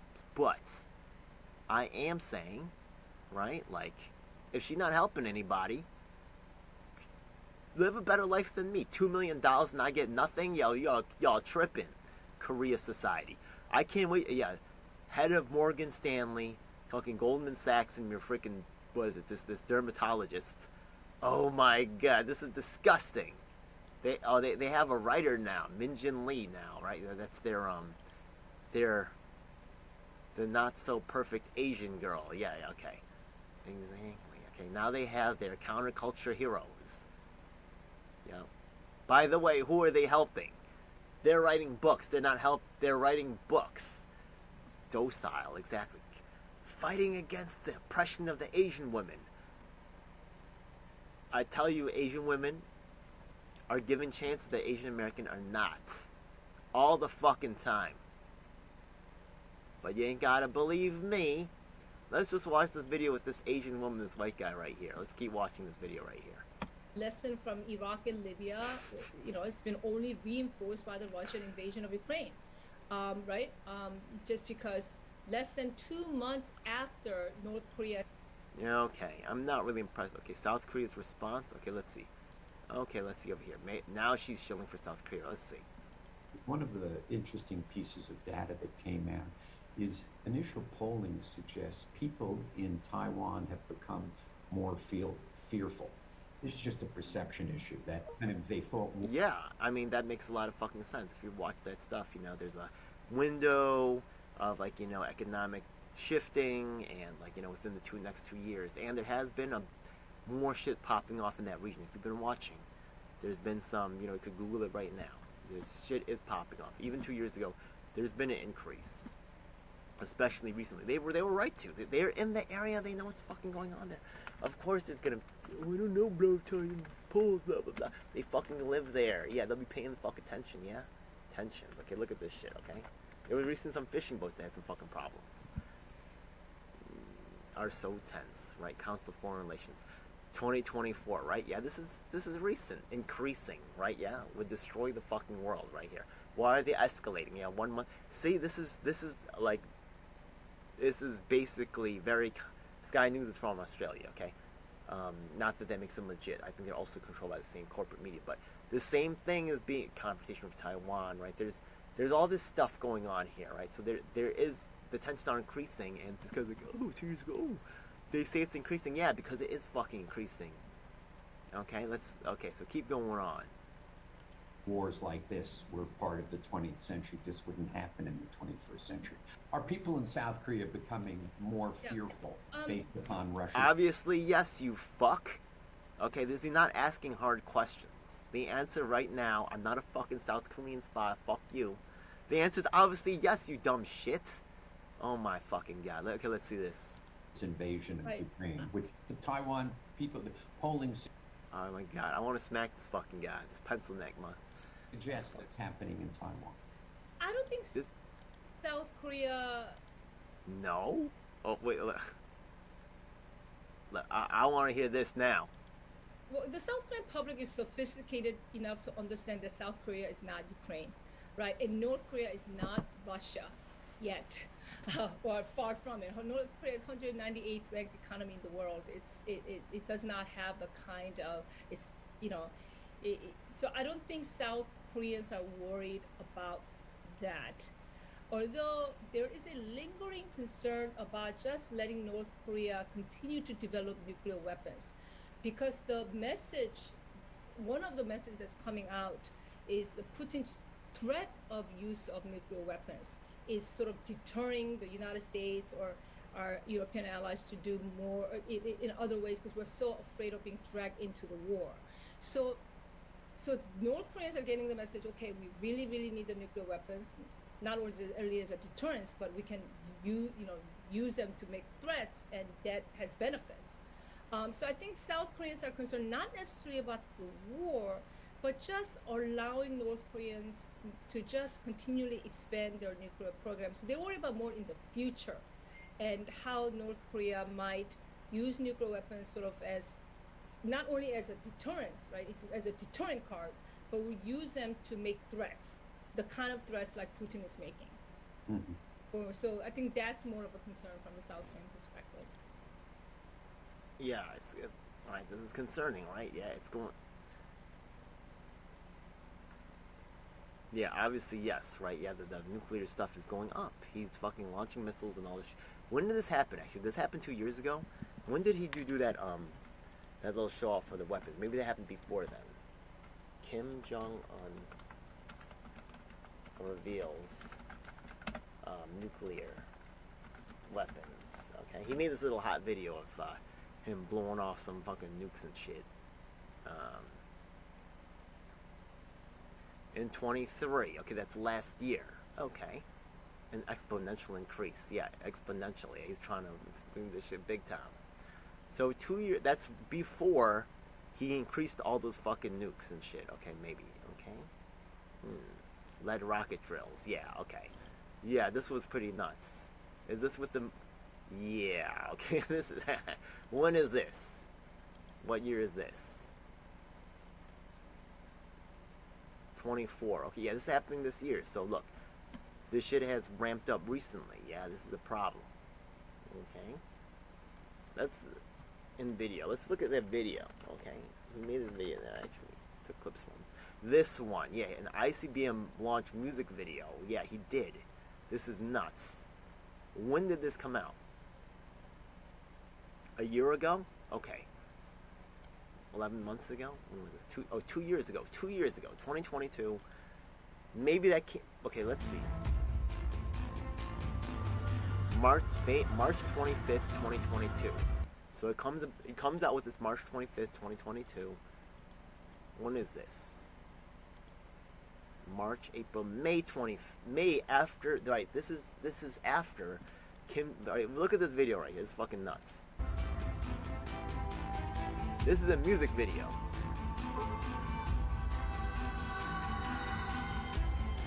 I think they changed the music. I'm not sure.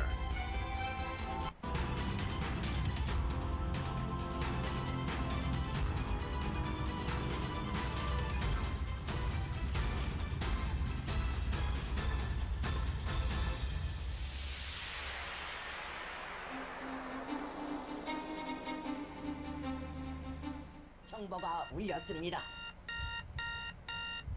Oh, they cut it? Yeah.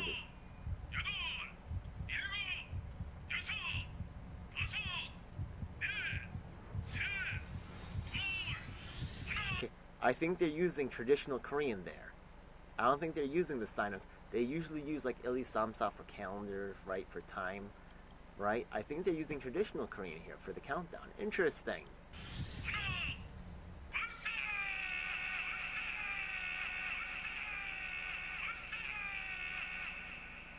They're launching the fucking nukes. They made a fucking music video about this shit. They're fucking crazy. Look at this, yeah? Are they counting in fucking...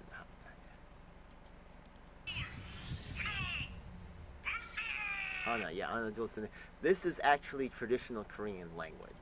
Listen, I don't know that much Korean, but...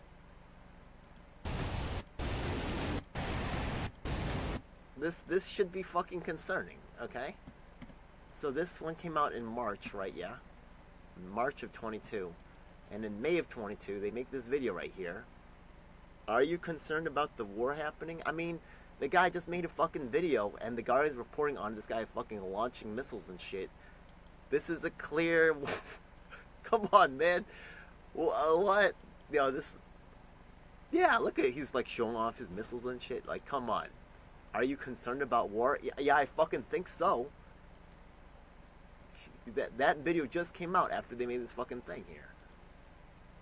It's extraordinary that after President Yoon is in office for less than 14 days, he will be hosting the President of the United States. I don't recall many instances where a newly elected leader is in office such a short time will be hosting. And he, obviously President Biden will be going to Seoul. He'll also be going to Tokyo. Okay, so look, I really was not impressed with any,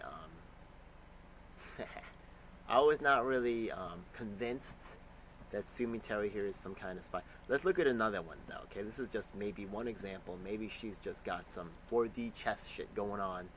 She's so smart. She's a freaking genius, right? Former CIA, all this other bullshit, you know what I mean? Alright. 6 years ago on Fox News. Interesting. Yeah, when he, didn't he actually say that no more military exercise? That's a fucking good idea.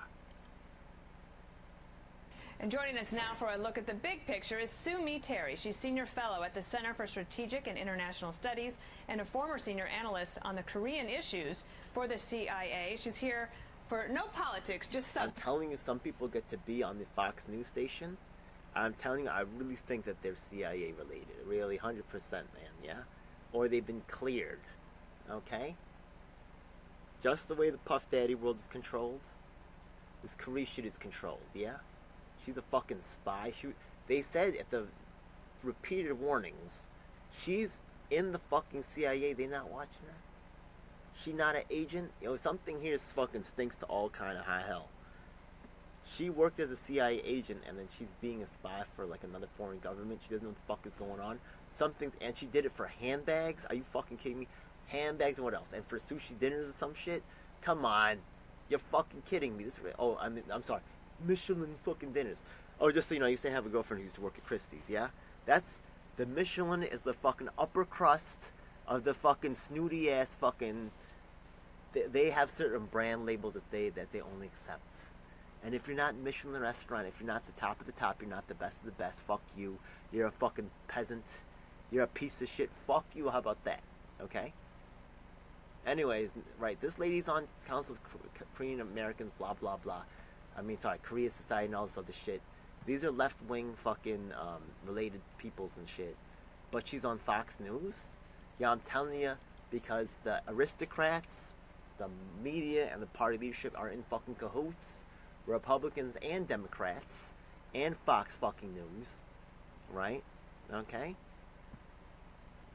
Look, thank God they left all this shit up, right? Yeah, if she was really, if Koreans fucking mattered, they would have deleted all the shit already. They didn't delete shit. Let's see what they got to say here. Substance. Tell me about the historical significance of this moment. Well, it is historically significant Okay, because wait a second. Wait a second. I'm gonna tell you right now what a South Korean agent, from my guessing, I've never watched this before in my fucking life. Okay, if she's a South Korean agent, and remember she said stuff that was against North Korea before, she should not like. Okay, if she's like me, an honest player, right? Yeah. Honestly, I think that they should stop having those fucking military exercises off the coast of fucking North Korea. I mean, because really, it's like someone like throwing punches in front of your face, right? Not hitting your face, but you're like, this is why the fuck are you doing boxing practice in my face? Get the fuck out of here. You know what I mean? Stop throwing your fucking fist in my face. Maybe not touching me, but you better just stop that shit right the fuck. Stop throwing your punches like half an inch from my face. Stop it right the fuck now. Just stop it. You know what I mean? I'm not gonna. You about to get knocked the fuck out. You know what I mean? Yo, if someone's like throwing punches like half an inch from my face, yo, you best believe I'm throwing my fucking punches a quarter inch from their fucking face. How about that? You know what I mean? Yeah, fuck that. You know what I mean? How about that? This shit is ridiculous.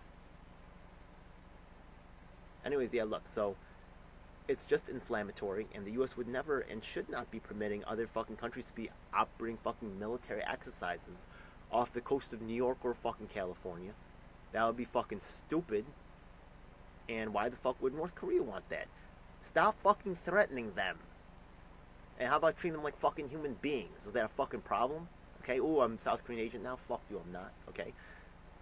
But if she's a South Korean agent, okay, she might say that she doesn't like what Trump's doing because because North Korea is such a threat, right, that they must be kept under control, right, because she wants the North Korean regime to fall. Because remember, she's a South Korean agent, right, Republic of Korea agent, right, yeah, DPRK, right, yeah, South Korea's Republic of Korea. They like to call it South Korea, North Korea, they don't call it Republic of Korea.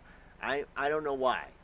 Okay, it's the Republic of Korea, right? Yeah, but you know, Americans can't be bothered, I guess, right? So it's South Korea for them. Fuck it. Anyway, let's see what she actually has to say.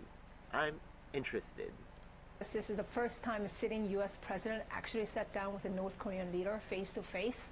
So we never had that. There are other. I think that's okay. Now, just as a fucking non-fucking paid agent by no fucking body, I think it's good. I think you want to talk, right? I think you want to talk. Is there a fucking problem with talking? What the fuck? Okay, let's see. Times the previous North Korean leaders always wanted this, but we didn't. Other President Bush and Obama didn't want to do that yet. So this is historic, regardless of what occurred. This moment is what we witnessed yesterday is a historic moment. You also know a little bit about. Yeah, I think that's I think that's right. If it blew up and was bad, but I think overall it's a step in. You want to start fucking talking. How about that? I know it's fucking oh no, what a fucking problem. Fuck out of here, yeah? How about I don't talk to you? How about that? Yeah, you want to have a whole bunch of Korean Americans saying fuck American society, we're not talking to you? How about that?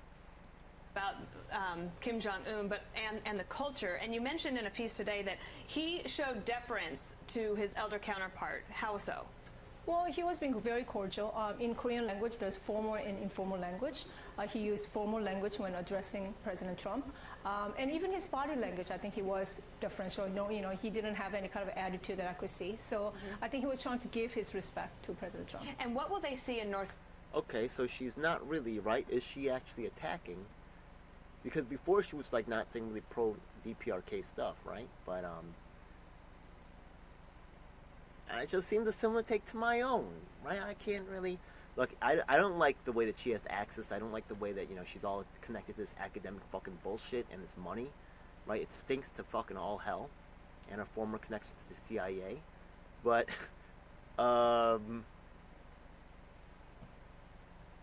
it didn't really seem to be right. Yeah, anti-North Korean either, and maybe the South Koreans maybe would want there to be peace on the peninsula so they don't have a fucking nuclear war fucking going off. Yeah.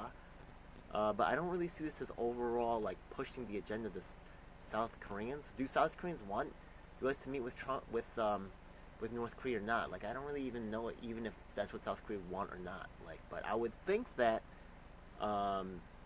before, right, I had the theory, right, of her saying that, you know, DPRK is a threat and tied to China and all this other thing, and you know, South Koreans don't are asking for help from the U.S. because China is, right, this growing threat and blah blah blah whatever. That would actually you know, it puts South Korea in like maybe an anti-North Korean stance, but in this particular you know, interaction, it seems like, you know, was it really pro-North Korea? I wouldn't say it's that far, but it's opening the door for, you know, trying to be for negotiations, which I think makes sense to me. Shit. Korea, like, what do you think state TV wants those citizens to see? Well, they're going to see all. I'm gonna try to stop swearing. Yeah, I can do it, but it comes with being poor. Yeah, it comes with giving up. So, anyways, I got a big pep talk from my man, Reverend Keith Getz. So he's like, you gotta stop swearing. So I can do it. I actually used to be quite religious about it, so I can do it if I want to, but I kind of gave up hope in some ways. And by unleashing the frustration. Anyways, let's get back to this video, though. I want to see what's going on here. All the things, you know, Kim Jong-un was doing, you know, running around Singapore, even taking a selfie, you know, that all the North Korean media was with him. The way they are going to spin it is that North Korea pursued nuclear weapons program and they have completed it. Now they're a powerful country and the whole international community is accepting him. And now you get to sit down with President Trump, the most powerful person in the world. And why is this? Because Kim Jong-un himself is a bold leader who was able to get here because of the nuclear Will they know that it's... Is he wrong, though? Is he wrong? Like, look at all the other countries, right? Like, in Africa, like, that are getting thrown into the fucking garbage, right? Like Kenya, like Namibia. Nobody even knows where that shit is, right? The site of the Second Reich there. They would be easily throw them in the garbage. In many ways, Koreans have been thrown in the garbage. Our suffering is not acknowledged. Our war victim status is not acknowledged. We're pushed out of the way of anti-war events run by millionaire freaking white saviors. Because Kim Jong-un has said in theory that he would denuclearize?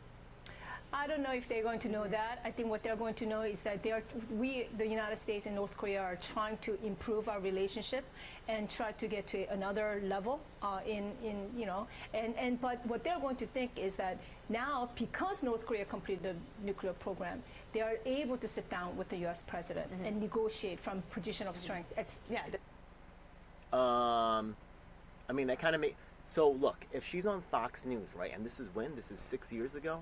Remember, she sold out since 2013, and this would be a big break for her, because before, she's on Korea Society and all this other thing, right? Yeah, but how many people really watching that shit, right? Okay? Let's see, Sue Me Terry, okay? This is like Ari Rong News, 7,500 views, okay, okay, blah, blah, blah, blah. Fox News, 83,000 views, 74,000 views on a TED Talk. 9 years ago. That's maybe when she first sold out. We'll also take a look at this one too, okay? Because, but really, when she's on Fox News, this is a huge opportunity to be on a major platform. And if she was being leaned on by the South Korean government, right, as is being discussed, right? Council on Foreign Relations, only 2,000 views here.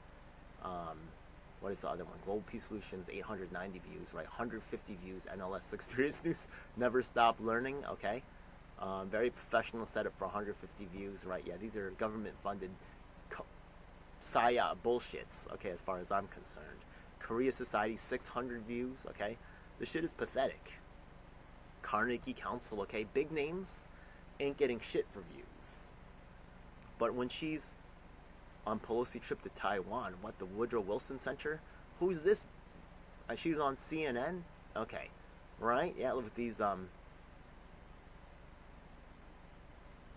because they like her because the establishment, left and right, work together. And only certain people are validated. 6 years, okay.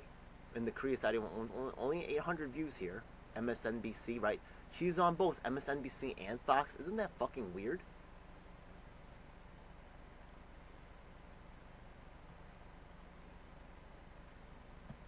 Fox News again. Okay. Brinksmanship with North Korea puts U.S. in a bind. Okay. I mean, yeah. Yeah. Anyways, so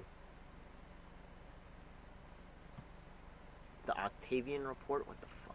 Look at this all-white fucking get-together of these fucking, you know, there's one black guy now. That I guess they're not racist now. Oh my God, yeah. They got the one black guy. They got the Asian women, right? Yeah. They're not emasculating minorities because they have black men there, but they can completely emasculate Asians and Latinos. 100%, right? Yeah. They can completely remove all the Asian men. If they are Asian, they're going to be from Asia, where they're not going to be a sexual threat. Or old. PBS NewsHour. PBS. Fox. MSNBC. All working together to make sure that only one type of person can talk about what's going on in Korea. Only one fucking person, right? Yeah? And one person gets all the access and people like myself get nothing. Even though I have the first U.S. presidential candidate debate in history with the use of the Korean language, I can't even be covered by local news. No. Even the Korean American organizations like Korea Society, like Notatul, like Korean American Association of Greater New York, none of their leadership can even talk to me. I have the guy on camera, the president of the Korean American Association of Greater New York, apologizing to me for not returning my emails. That's right.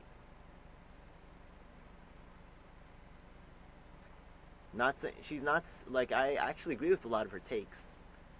She's not saying anything, but it's her, she gets access everywhere. New York Times, PBS, Fox News, Times Radio, everywhere. Look at this. Look at the people in this picture, right? Do they have is that Latino or Spanish or Asian woman? All white folks. Oh, look, do they have a, this is really the news, okay? The news from a non-minority standpoint, okay? Look, we are minorities in this country, and it's an eye-opening experience. But I'm telling you right now that there's a lot of hypocrisy and bullshit still going on in there. Remember that Malcolm X identified the white liberal as the most dangerous fucker in American society, and there's a lot of truth to that because with their good intentions, they allow themselves to perpetrate every form of racism and, emasculation, all kinds of bullshit. Pyongyang believes only nukes ensure regime survival. I mean, yeah. I mean, isn't fucking Gaddafi dead? I mean, come on, man. And then, like, why else would they, right? They try to say, they sanction them into starvation. They are trying to get the rest of the world to fucking sanction them into poverty. And, like, why else would they?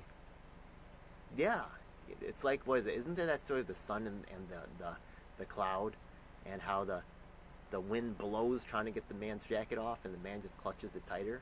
The more you make us suffer, the more we're gonna just dig in. Axios, she's everywhere, dude. Like, for real, right? Yeah, ex-CIA everywhere. Yeah, I wouldn't trust her either. I wouldn't trust the fact that she's getting arrested is even real. I wouldn't trust none of that shit. I don't trust them unless they're actually interacting with me. And I can see them react to questions in real time and see what's going on, yeah? Now with fucking, with AI, that's just even more dangerous. But right now, she had all kinds of access. All kinds. Alright. Enough of my whining. Okay, we were going to look at the other one. Okay, the Fox News. She didn't say anything. The TED Talks. Okay. This is when she first sold up, because it was about 2013, they said, when she started selling out, right? So it's about 10 years ago. So a little bit over 10 years ago. So this would be near the beginning. Sometimes people slip up in the beginning, and then they get more cautious later on. Suppose she was given warnings, right? So TED Talks is also a pretty large platform, 74,000 views. Let's see what she has to say here. 40 days. And Also, she's when you give a talk like at a TED Talk, the thing is that you're not like really being guided by what's it called? By those reporters or the interviewer, right? So she can just say whatever the F she wants. So I spent last few weeks hiding out in a secure, undisclosed location, aka my house, dodging media calls. We know where you live now. You're on the Upper West Side in a $2 million home. We all know now. All these reporters were calling me up because they wanted to know where in the world was the young North Korean leader Kim. And why would she know? Because she's ex-CIA?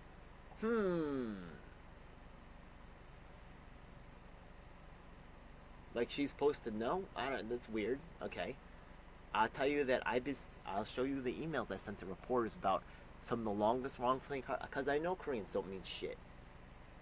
Some of the longest wrongfully incarcerated men in U.S. and New York State history. Even college newspapers not reporting on this shit. Yeah. People with disabilities in dangerous conditions on 42nd Street not being reported. Yeah, this is fucking. But they're calling her because I swear they have a list of people that they're allowed to talk to. Ricky Schlott, yeah? Vivek. They're not allowed to talk to me. Fuck them. Kim Jong-un. He's been away from public view for... I said I would stop swearing, right? I'm just so mad about this. I feel like the damage to my career is so great. Like, I don't believe I'm going to have an opportunity. There's a lot of people like this. There's a whole new movement of something called lying flat, of young people that are becoming NEETs and stuff, you know what I mean? It's this lies of the establishment and the lies of education, the lies and the lack of hope and the, you know, and putting people into huge debt at the beginning, you know, in their lives that seems unconquerable. That's what's going to make the society fall apart. Dead serious. Anyway, let's watch this spy. They're calling her, right? Yeah, she just sold out South Korea, supposedly.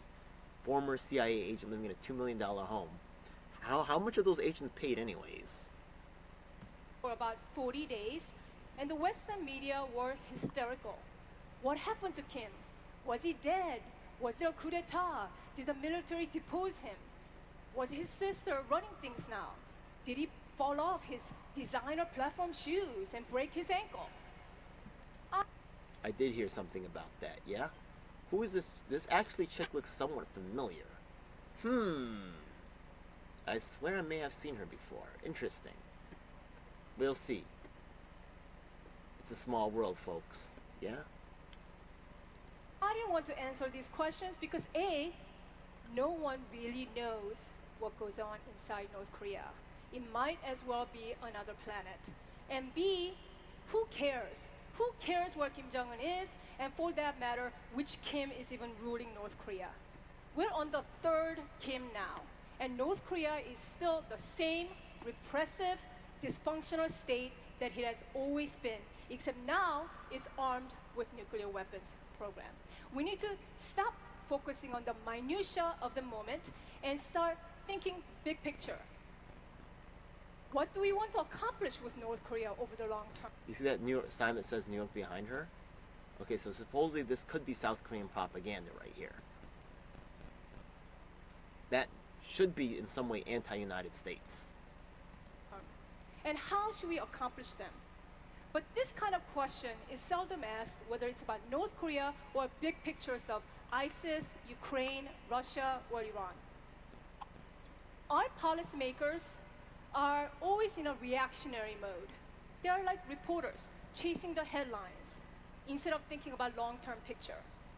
They, instead of thinking about what we can accomplish the next decade or the decade after that, they're always focused on what we can do today or tomorrow, even next year.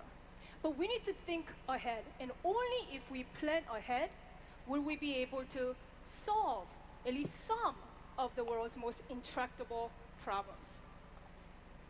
At least when it comes to North Korea, I have an idea of just what we should do. I believe in the long term that we should put all our efforts to reunify the two Koreas. I believe that's the only way we can resolve the Korean problem. And I know that to at least some... Okay, just so you know, the Koreans actually are starting to get less hype about this idea because of the more problems that have existed now and the concerns. But is this something the South Korean government would want? This is somewhat controversial because the thing is that there's a lot of poor people in North Korea. There's also huge cultural, gaps that have formed, and a lot of the people that ran away from North Korea came to the South, and they said they faced a lot of discrimination, and they didn't really appreciate the way they were treated, and they had some other, it didn't. Some of them even said that they wanted to go back, or they even went back, and hearing about how severe the punishments are there, that sounds insane, but that level of cultural difference, you got to move away from everything being, I don't have so much of that, but being a Korean American, being someone who doesn't look like the normal society members here, I do face certain levels of feelings of marginalization and isolation. So, I guess it's probably not as bad as the North Koreans have in South Korea, but I do face some feelings of, I guess I feel like there's some similarities there.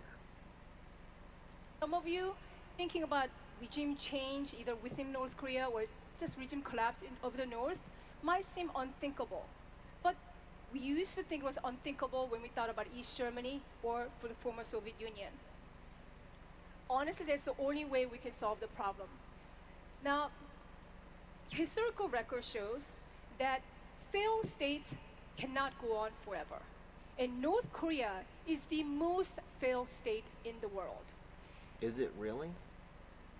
I don't know about that, but the thing is,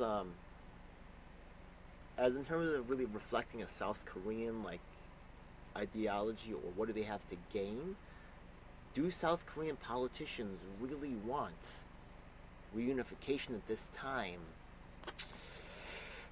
I find that difficult to believe. Let me take a look right here, yeah? Okay.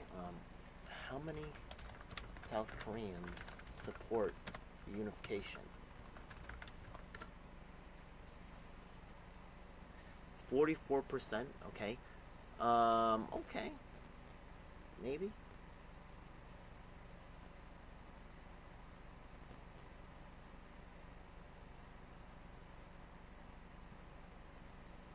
Yeah, there's a paradox there. Let's take a look at this, right, yeah?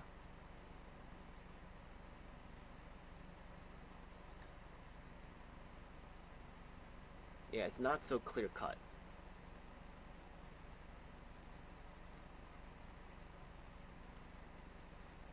Yeah. This state of affairs creates contradictory impulses. You're damn right, yeah? Some of them, yeah, they do want reunification because they're still one people. They have the same language. Some of them have, relatives over there. Just from a innate level, we weren't really... The U.S. and Russia had problems with each other, and they used our country as a proxy war. They should be reunified without foreign intervention. And 57% who believe oppose foreign involvement believe it would undermine their independence and sovereignty. That's right. Yeah. Okay. Yeah. 5.5% did not feel the unification should be a wholly Korean process without interference, because they feel that foreign powers would be inevitably involved one way or the other. So it's pretty close split right here. Okay. And 40% said they think coexistence is the most likely outcome. 31% said most probable endgame. And 20.6% said unification through absorption. Okay, so that could be a violent takeover. Could be, yeah.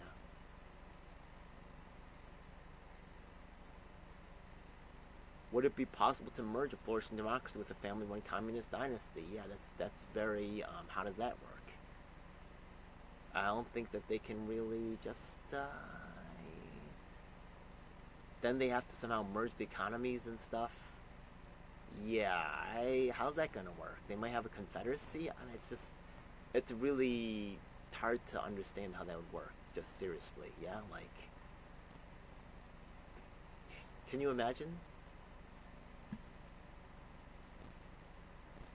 They also stand some good from perhaps inevitable. Yeah, you're damn right. Yeah, it's just too big of a mess. Other countries came in and made it a big mess. Now we gotta just clear it up all of ourselves. It's just, they put a lot of pressures and created a whole bunch of, like, generational issues, which cannot be talked about by the anti-war movement in this country, which is not by chance. It's set up that way because motherfuckers getting in the way. And all these white hippies that's watching this, they'll need to wake the fuck up and kick these people that are stopping this message from getting out, because I swear to God, that's the CIA right there, that are preventing our issues from getting addressed. It's fucking disgusting.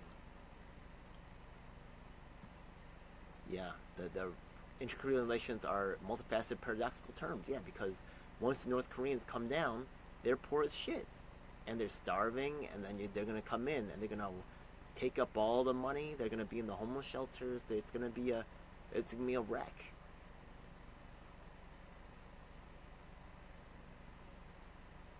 And now there's a whole new generation that has grown up with Korea's always been separated for them.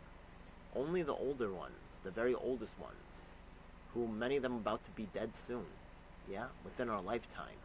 Yeah.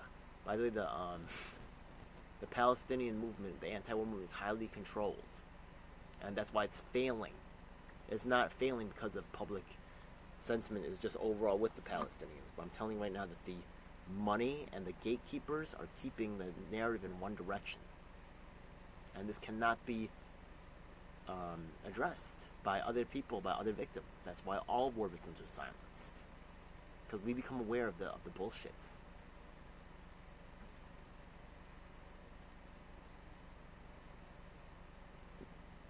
That's right. South Korea is one of the U.S. closest allies. Has 28,000 U.S. troops, and there's a lot of also other stuff. Since democracy was restored in 1987, yeah, because the U.S. was supporting the criminal terrorist regime that actually his grandson apologized, and he was implicated for a war crime. This ridiculous.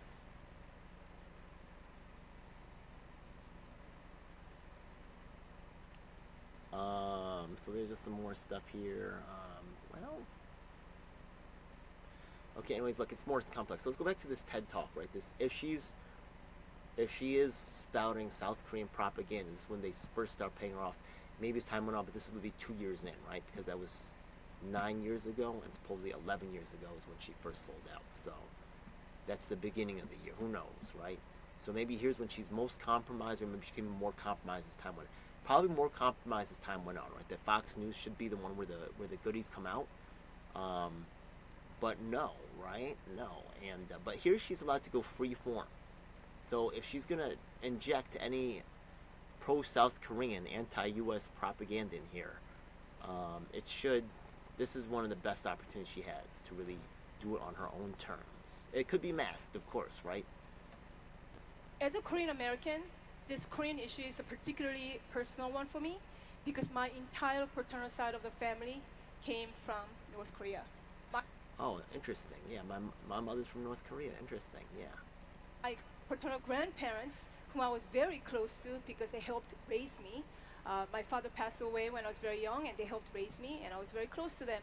And they were the lucky ones because they happened to be in the southern part of the Korean peninsula when the Korean War broke out in 1950. But their family members were not so lucky. They remained trapped in North Korea. And my grandparents unfortunately passed away without ever finding out what happened to their family members, their moms, their dads, their brothers, their sisters. Yeah, I have a similar situation, yeah. But honestly, my family's all fucked up. They're as good as dead to me. They're all fucked up from the war, which is not acknowledged by this fucking country. Or by these anti-war fucking activists like fucking Jill Stein, collecting millions of dollars fucking over indigenous people, fucking over war victims, cheered on by your fucking white hippie fucking people making her rich. It's disgusting. Their uncles and their aunts, and I weep at the fate that my family had to endure. Yep. And that's why I don't have rich fucking relatives that can help me out, because they're all fucked up from the war. But oh well. I guess they're all rich, crazy Asians, right? I guess they're all fucking never suffered because the books don't talk about it, right? Yeah, okay. Decades now.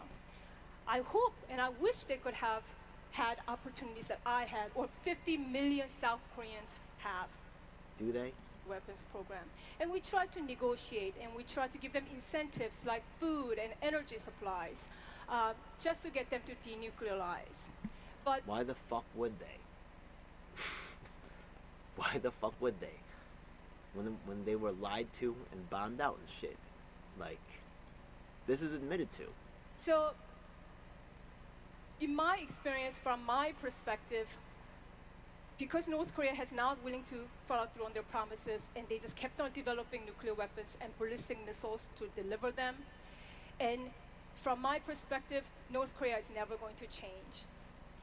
And also the U.S. is not going to change, I'm sorry to say. Whatever. Will continue to be one of the worst weapons proliferators. Isn't that the U.S.? Wait a minute. Is she talking about Korea or is she talking about the U.S.? Hold it for a minute. It will continue to be the worst human rights violators on the planet. Isn't the U.S. like it incarcerate more people per thousand than any other nation by far? Who's she talking about? Wait a minute, okay? Rate of incarceration versus the rest of the world. Despite making up to 5%, making close to 5% of the global population, the U.S. has more than 20% of the world's prisoners population. With nearly 2 million behind bars at any given time, has the highest incarceration rate of any country in the entire world.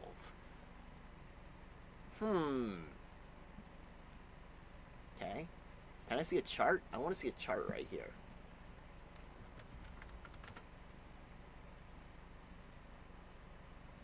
Is there a chart? Oh, wow. Wow, look at this. Amazing.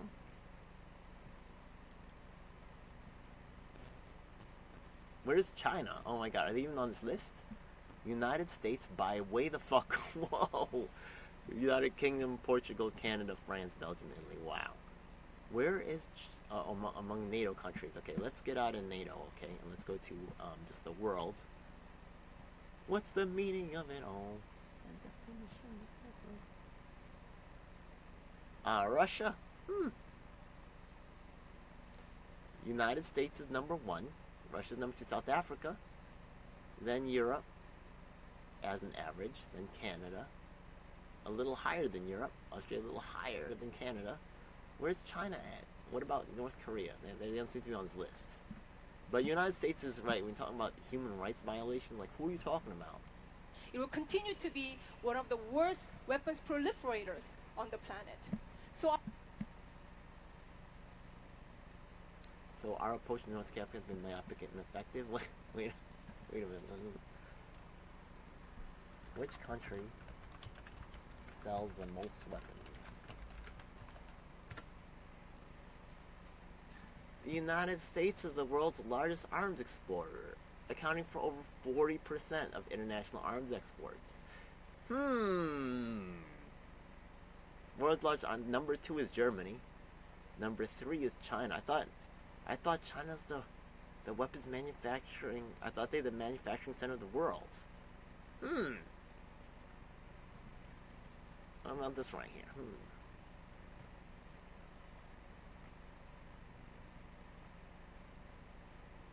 World's largest. Okay. United States, Germany, China, Israel, South Korea is number 10. Where's DPRK? They're not even in the top 10. What is she talking about? I don't even know what she's talking about. World's largest arms importers. Oh, interesting. Ukraine is the number 1 largest in the world. Wow. Pakistan, right? Who's buying the weapons? Oh, it's Ukraine. And then India, Poland, Saudi Arabia. Okay, where is Lockheed Martin, RTX, Northrop, Boeing, General Dynamics? 1, 2, 3, 4, and 5. Wow. And 12. Okay, we got to be number 1. That's what's short. Anyways, so you're making a lot of weird claims here, Sue. I don't know. Like, is this really an anti-U.S. speech here? You just accused North Korea of everything the U.S. is doing. What are you doing? From my perspective, North Korea is never going to change. It's never going to transferize. But while North Korea was happy to pocket the aid, they were not willing to follow through on the promises that they have made. Okay. Did the U.S. break its word to DPRK?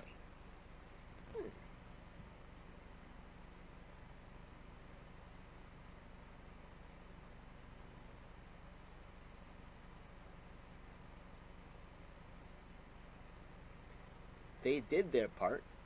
This should be... Okay, let's take a look. This should literally be in the fucking Wikipedia. Let's take a look right here.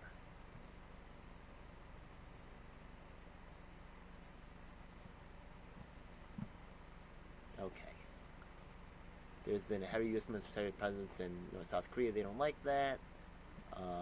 U.S. economic sanctions in North Korea have been going on. And there was actually... They made some kind of an agreement. History, okay. Divide on 30th parallel. The Cold War. The Korean War. Okay, consideration atomic bomb. Okay, public opinion. Okay.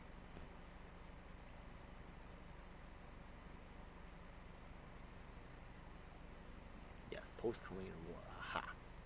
Okay. In the early 1960s, several American soldiers defected to North Korea. Only one defector, Charles Jenkins, returned to the U.S. and faced the U.S. military court, pleading guilty to charges of desertion and aiding the enemy. 3 other guys died of natural causes. Some leafleting happened. The Pueblo incident, okay. Korean People's Navy, I guess that's North Koreans, intercepted the U.S. Navy, and then they took them all prisoners, and then they beat them, and the U.S. apologized and pledged to stop spying on North Korea, okay. Then they shot down a Navy spy plane. Okay, can you imagine the North Korean spy plane like flying over the U.S. like the U.S. people will be pissed off, and rightfully so. Stop sending your fucking spy planes over there, yeah? How about talking to them first? Yeah, what the fuck? Okay, axe murder incident. Goddamn. Okay. The thing is that they actually had an agreement, and then the thing is that the U.S. kind of like broke their word. Okay.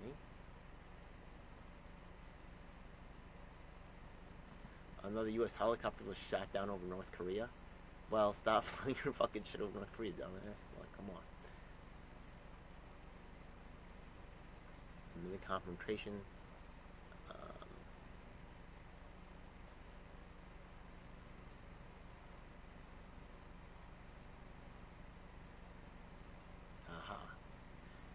In exchange, okay, so in 2007, agreement in the six-party talks amongst the U.S., 2 Koreas, Japan, China, and Russia, all the big players in the region, called for other actions besides a path towards denuclearized Korean Peninsula.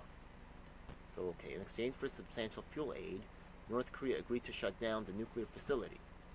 The U.S. agreed to begin discussions of normalization of Koreans with North Korea and to begin process of removing North Korea from its list of state sponsors of terrorism. Then the U.S. chief negotiator Christopher Hill stated that North Korea adhered to its commitments. They did their part. Let's see if I can contact this guy. The 6th round of talks discussed the future of North Korean nuclear weapons program. Then the United States agreed to start lifting restrictions after North Korea began the disarming process. President George Bush announced he would remove North Korea from the list of state sponsors of terrorism after North Korea released a 60-page declaration of its nuclear activities. They demolished the nuclear reactor at Yongbyon, considered a symbol of North Korea's nuclear program, and then he praised the progress, but was criticized by many for settling for too little. Okay. Then what happens? The United States has favored diplomatic approaches. Okay, that sounds good.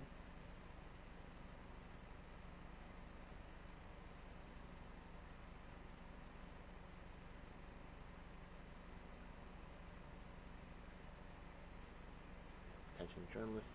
There was actually an agreement made at some point to denuclearize, but something went wrong, and the U.S. did not honor their part of the bargain.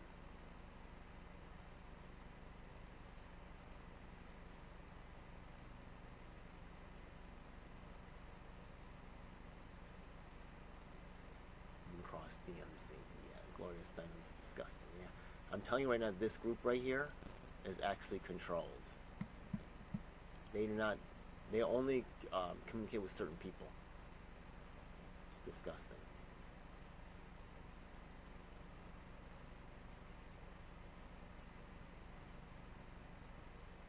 U.S. citizens, member states on nuclear threats, okay.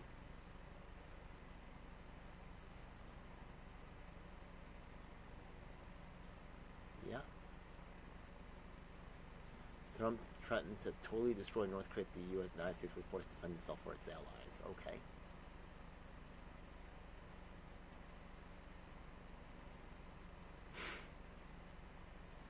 I don't think this is gonna end well over here. This is not a good fucking sign here. I have no really reason to like this lady, to tell you the truth, yeah?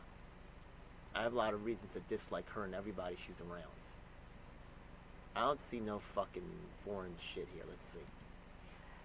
So, in my experience, from my perspective, because North Korea has not willing to follow through on their promises, and they just kept on developing nuclear weapons and ballistic missiles to deliver them, and from my perspective, North Korea is never going to continue to be the worst human rights weapons proliferate regime itself ends. Okay. Remember before, right? She does sound anti-DPRK, right? Yeah, that was when. Remember, she had her Fox News point, and she was like, "Oh, it's good that they're talking," right? So, is she just straight up anti-DPRK because she's pro-South Korea? I don't see that. So, where's the spying here? Yeah. Or different leadership emerges in North Korea, leading to reunification. Maybe she's going off the scripts, and they told her to say something, and she's not saying it the way that they wanted to, and now they're threatening her. Yeah, and now she got something to lose because she used to have the easy life, right? Her husband's getting her. They had to pawn off their home or some shit. You know what I mean? Now you could lose it all, girl. Now you're gonna do as they tell you, right? Is that what's going on here? Right? The reporters call you. They don't talk to me. They've been told that you're the one to talk to. So they're going to lean on you hard. Because now you developed a taste for the finer things in life. Fuck those designer handbags. Fuck Donna Karan. Fuck Louis Vuitton. Fuck all them shit faces. Okay? Hey, let's keep watching here. That's the only solution. Now, we have limited leverage right now, but it's formidable if given enough time. What leverage? For example, we can do so many things, but first of all, we need to start by helping the North Korean people. We need to, for example, information penetration. We can step up our efforts to bring in outside information into North Korea to break Kim Jong-un's information blockade. Okay. And this is for some reasons bad for the U.S. Why?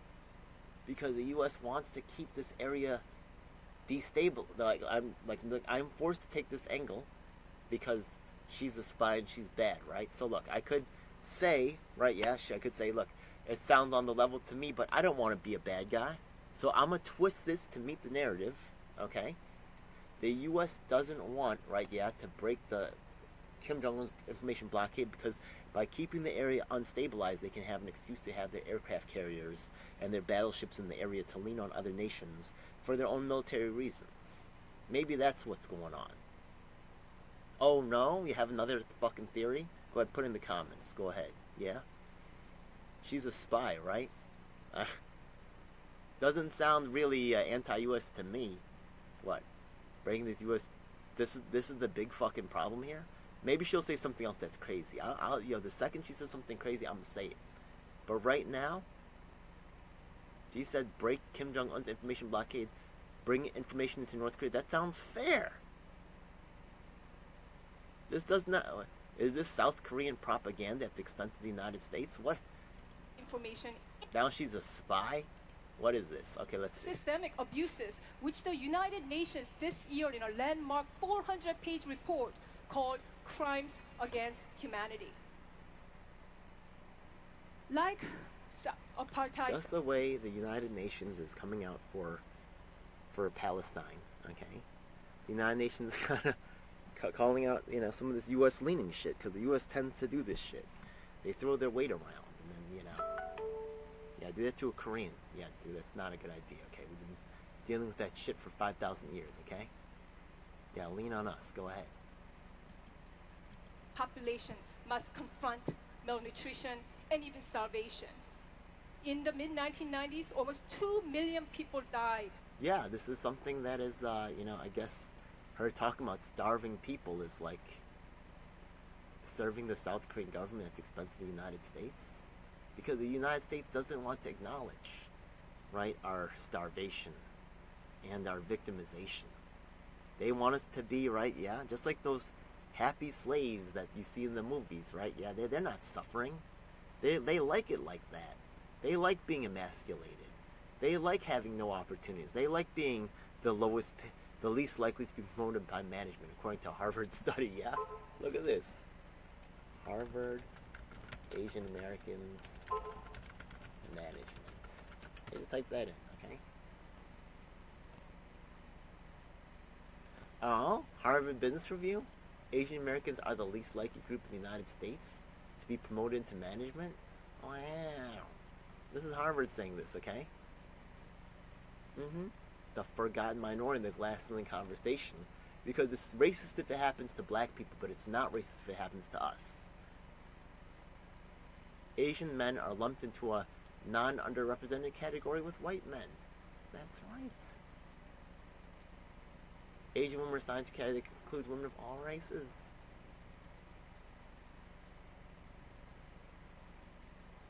If you do not intentionally include, you will unintentionally exclude. Is it unintentional? It's called willing ignorance. The illusion of Asian success. You're goddamn right. Fucking bullshit. Anyways. That this problem is as of a threat to humanity than as North Korea's nuclear weapons program. Secondly, we should also... Yes, because that's what causes the resentment and causes the nuclear weapons program to be developed in the first place. If it's not nuclear weapons, it's biological weapons. Wake up, folks, yeah? Okay, you think nuclear weapons are the only fucking existential threat? Guess what? They're not. And guess what? Koreans are good at biology, too. Do not fuck with Koreans, okay? Stop fucking with us. And stop erasing our suffering like it never happened. And stop trying to tell us to eat all the fucking shit. And stop telling us that, that we don't fucking deserve a place of war victims, we don't get to be activists. And stop emasculating and stop doing all this shit to us. Stop it. And start being honest about this shit. Okay, let's continue. Maybe she mastered like 10 levels deep. I don't know. We'll see. Some pro-South Korea, anti-US spy shit. Let's see. Continue to put economic pressure that's aimed at the elites. Particularly going after North Korea's illicit... Did you say going after the elites? Uh-oh. Uh-oh. Yo, honestly, all the elites working together. Yeah, in solidarity against us little people. I'm telling you, I swear to fucking God, yeah? Maybe even the North Korean elites working with the South Korean elites. That's quite possible. To do the same. But who's we know suffering? that China is not happy with North Korea. China is not happy with Kim Jong-un, but China supports North Korea because it wants to keep North Korea as a buffer. Well, did you see anything that anybody here that doesn't know? Did she say anything here? Like, where is the, Koreans do? Okay, let's see this one. Koreans do, particularly the younger generation, who are fearful of having to brunt all this financial cost of potential unification. What did I say earlier? Exactly. Yeah, they're not really thrilled about all these poor people coming in, right? Yeah, they're all socially messed up. You know what I mean? And then they got to integrate into the society. It's not really working out very well from what you can see. So. Of North Korea, because it's such a desperate regime and such. Notice that you said more the younger generation, right? Because they always grew up that way. They don't have their direct. So everything making sense. Like I don't really see the South Korean spy angle as in terms of disseminating information on behalf of propaganda on behalf of South Korean government. So she's not doing that, which is really one of her primary uses, right? Because of her access to the media that she has that I do not have in any shape, form, or fashion. And I can't get calls back from none of these fucks, including fucking probably this. We're gonna see. We're gonna see. Let's try to find her. She probably erased her stuff, right? She's also ex-CIA, so she technically should be able to erase her shit. Oh my goodness. Well, she has I have access to a Twitter for now. I don't trust that shit being able to exist. Oh, what? Wow. We have an email here, and she's a managing director. I wonder if she still has her job. That would be interesting. It's on East 64th Street. I thought she lived on the Upper West Side. What's going on? Oh, the Carnegie Council. Oh, so interesting. Let's take a look right here.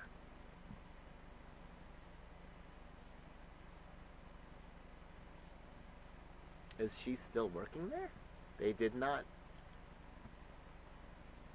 delete her? Well, we're gonna call him tomorrow. Oh, look at this. This is her. Appears my RT. Wait, is that Russia Times endorsement? What? Is she working from the Russia Times? Oh my god, please no. Okay, let's see. Because I'm telling you, right, the RT News is filled with these fucks. Yeah, I'm telling you right now. It's fucked up. Let me see. Okay, if she was RT News, that's a huge problem because Caleb Maupin and Lee Camp and these other shitbags, you know what I mean? RT News. What's her name again? Sue Me Terry? Arirang News. Oh, okay.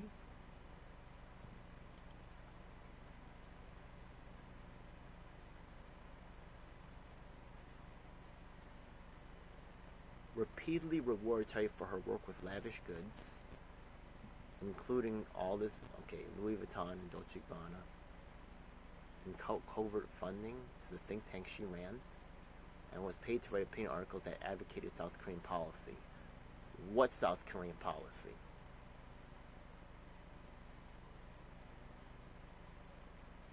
Under Bush and Obama administrations. Had problems with contacts with members from South Korea's National Intelligence Service. Okay, I don't know anything about that. The filing includes surveillance camera images of Terry meeting with South Korean officials, prosecutors, alleged servitors, or handlers for Seoul's intelligence service. Okay. And then they're buying her shit. Okay. A valuable source of government. What information? She passed her handler detailed handwritten notes on the contents of the briefing. Okay, so Blinken was at some meeting saying something about North Korea.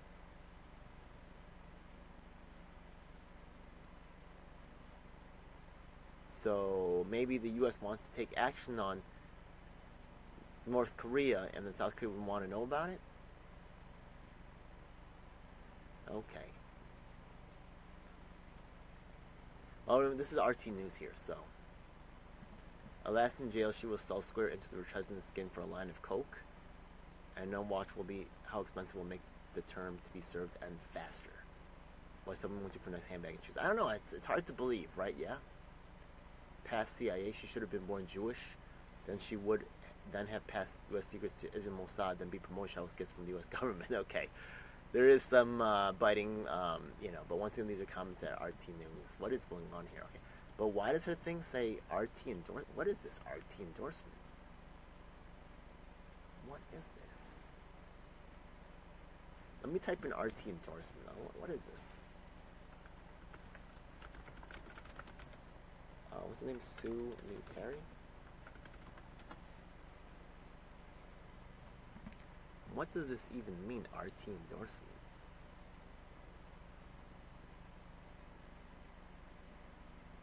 On Threads, okay. She's a White House official. It sounds to me like, honestly, it just might have been some Koreans just were fans of hers.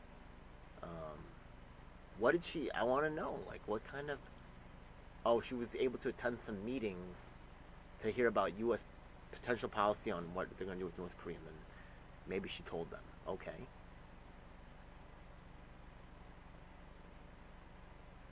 But they said she's been doing it for 11 years.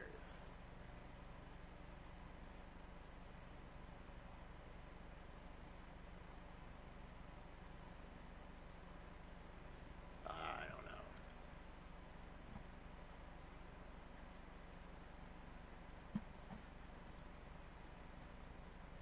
Is she in designer clothes right here? Look, I don't know about designer stuff. If you're watching and you know about this stuff, is she constantly flexing designer stuff?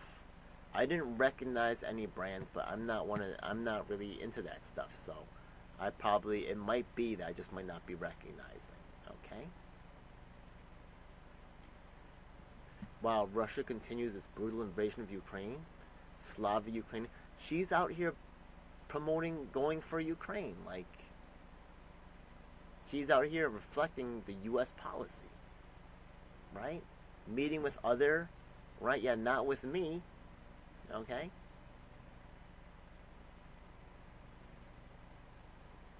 Talking with who knows what's going on, but the Roth family, what is this? Pastor Kim? Exactly, look at this kind of, this upper crust society bullshit that's not available to someone like me. Oh my god, is this you with Nancy Pelosi? What the f...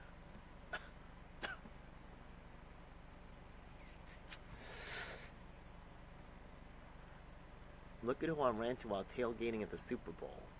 Well, I don't run into Nancy Pelosi.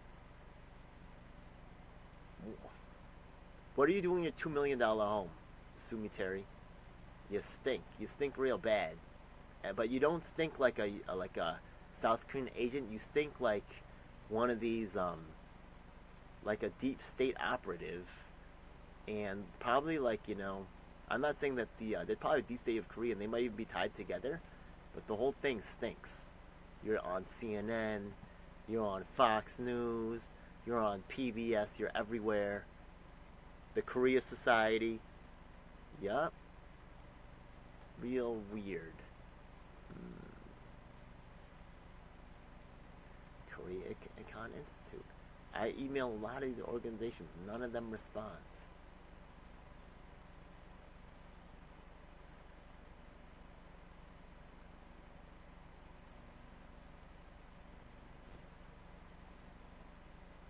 Okay. Yep, you did a documentary on her, huh? Victor Cha, General Robert Abrams.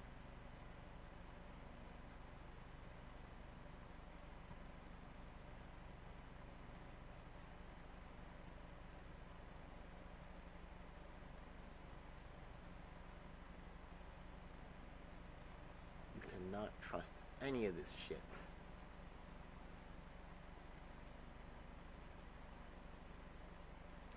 Beyond Utopia. Wow. Okay.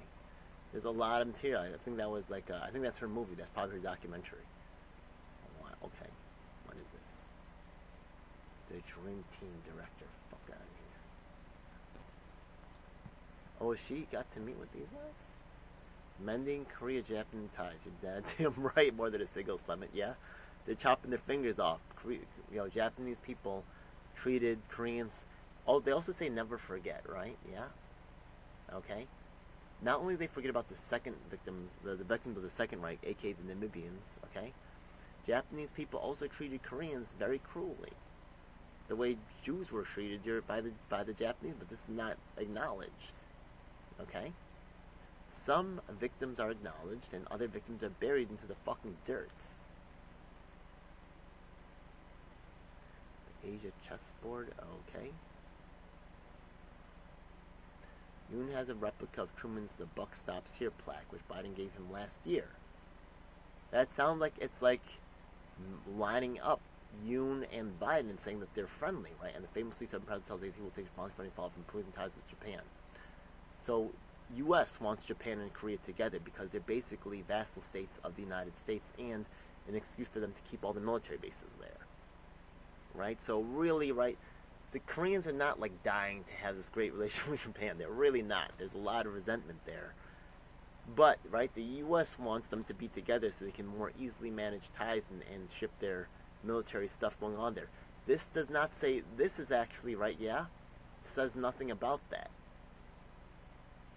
So this is, let's see what the comments are here. Can I see the comments? I don't know. How do I see comments here? I do not know. Okay. 12 retweets. Okay. I don't even. What is going on here? She posted several times. Interesting. The Capital Cable. 2 Asian ladies. Okay. 1 guy, and of course they got the white guy here too, right? Yeah. Sure is legit. 1 white guy and an Asian couple here. Senior North Korean analyst at the CIA, Sumi Terry, and director for Korea and Japan's National Security Council.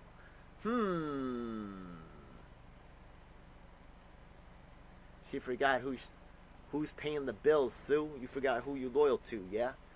Don't try to make peace in North Korea. Don't you try that. You must be bugging the fuck out, yeah?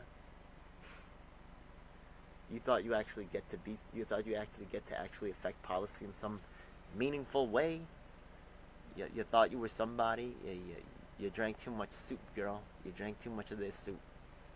You started believing the bullshit. You got invited to the white parties here, and you thought you were somebody. Wrong. Wrong. Anyways, look, apparently she has a Twitter here. I wonder if she'll respond. She, of course, probably watch this video. We'll see, whatever. Can I send a message here? What the fuck is this RT endorsement? I swear to I hope you're not endorsed by fucking Russia Times.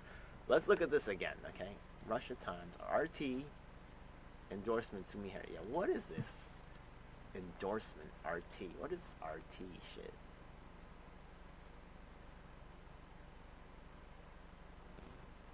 Breitbart thing. Okay. RT endorsement Sumi Terry. Okay. RT charged with spying. Okay.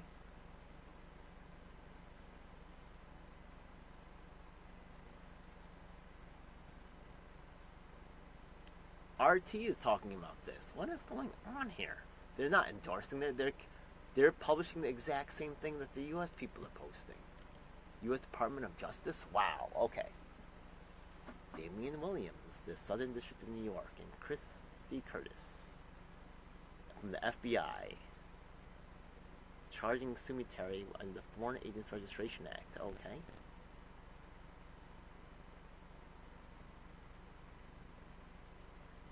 Blah, blah, blah, blah, blah.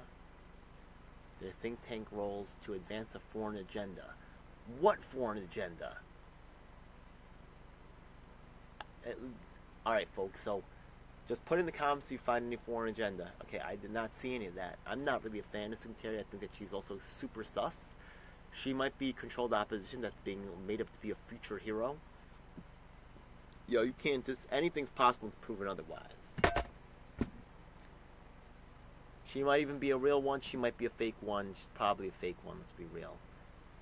It's just the whole thing stinks. Her alleged actions pose a severe threat to national security. The rest sends a clear message that FBI will pursue and arrest anyone who endangers our national security by collaborating with foreign spies. Okay. Terry worked as a agent of the government for ROK, commonly known as South Korea. Without registering as a foreign agent, she got handbags and taken out to dinner.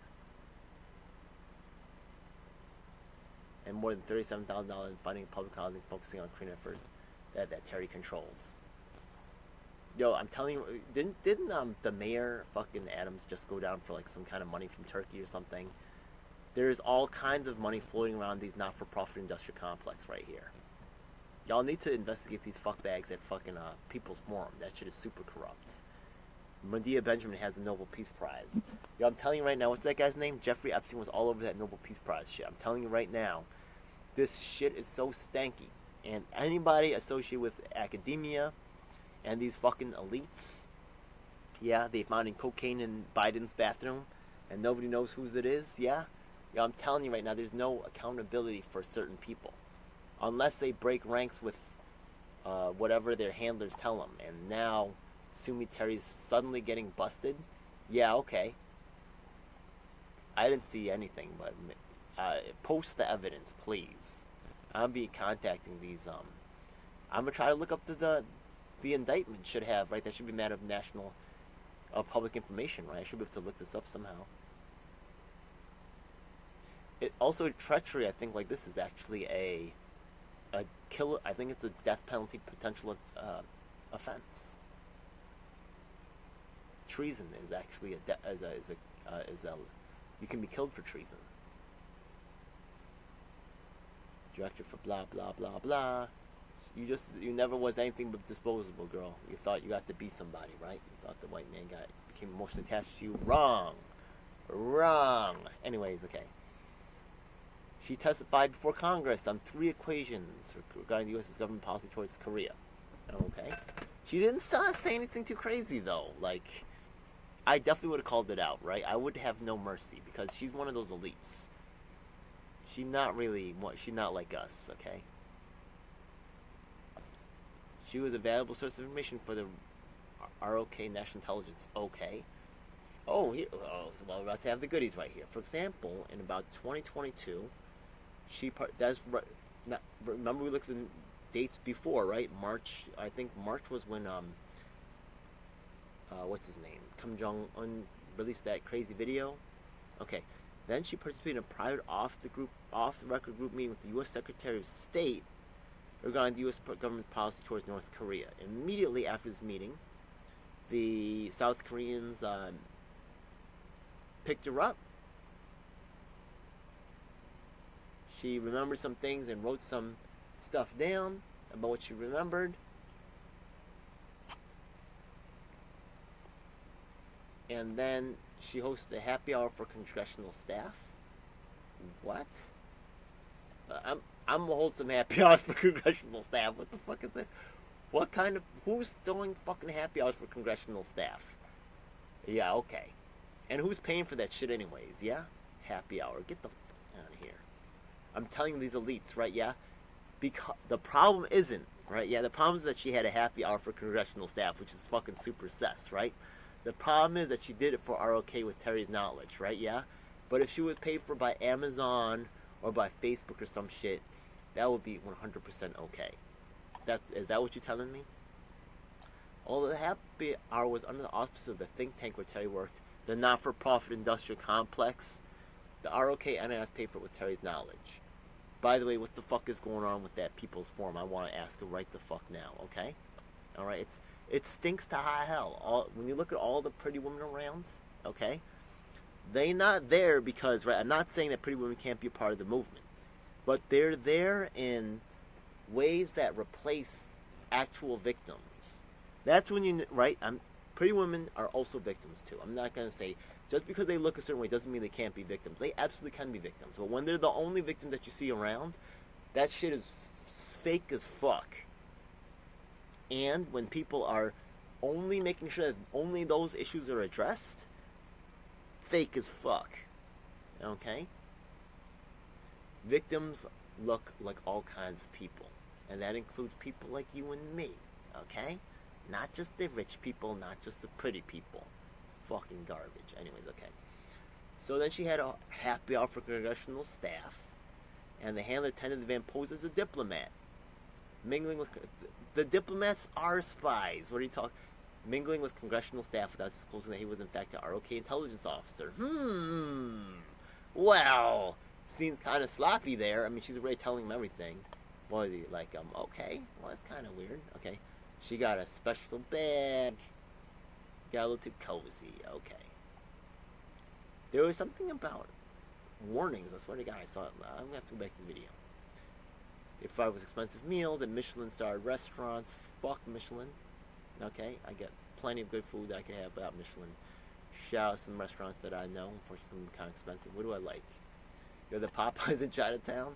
Yo, that place had the good prices, and I'm happy over there. Yeah. What other spots I want to shout? I want to shout out the Vietnamese spots in Chinatown. Food's getting a little expensive, but it's still like, you know, I love that food right there. The Malaysian restaurant out there. I want to shout out the Korean restaurants that a lot of them closed. So sorry. There's one in Jackson Heights that's still there. They're okay. Not the fanciest, but you know, I feel like it is the Korean American restaurant experience. Honestly, I'm not a big fan of that Kentucky Korean fried chicken. Anyways, let's move on. They deposited $37,000 in unrestricted gift account that she controlled the think tank where she worked. They paid Terry to write articles in both U.S. and Korean press conveying positions and phrases provided by the ROK government. What are those phrases? One counter of conspiracy to violate FARA, which up to 5 years in prison, and one failure to register under FARA, which carries a maximum sentence of 5 years in prison. Okay, she could be going away. Okay.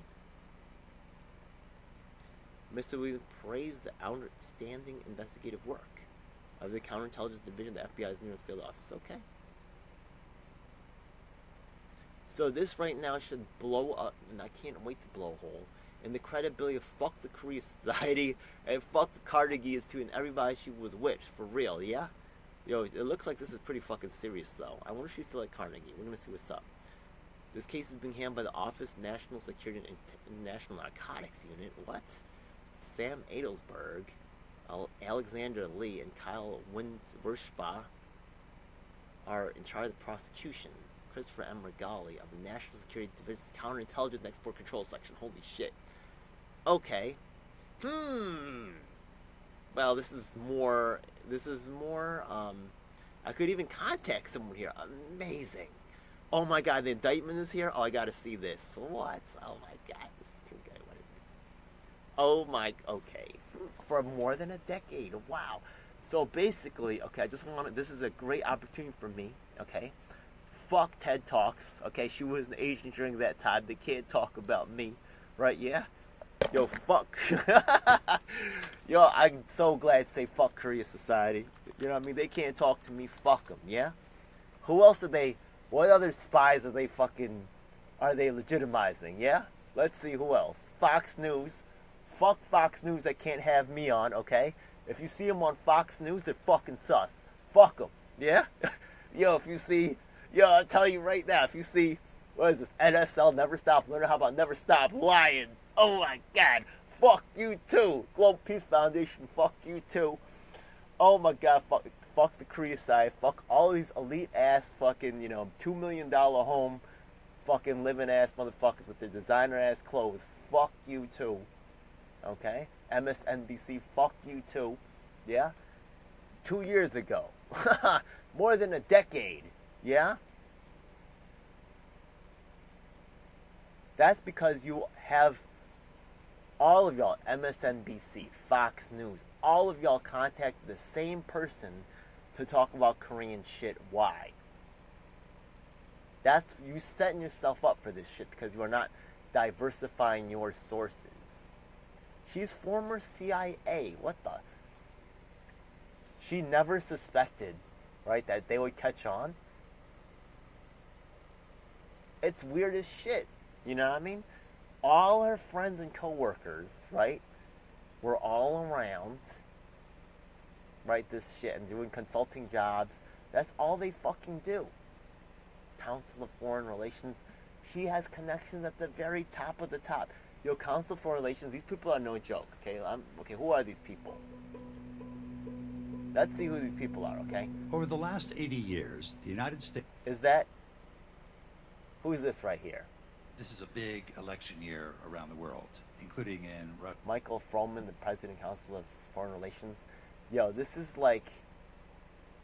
Let's just look up their... Is that... Okay. Let's just look up this organization. They probably have a Wikipedia. Council of Foreign Relations. on Council on Foreign Relations. Okay, they're a think tank and a publisher. You cannot trust these fucking think tanks. Yeah. Oh, is this is this fucking Biden? Oh, yeah. Maybe they're reporting on some shit. Who are these people? Explainers, research analysis. Yo, fuck these think tanks. Think tanks equals CIA bullshit.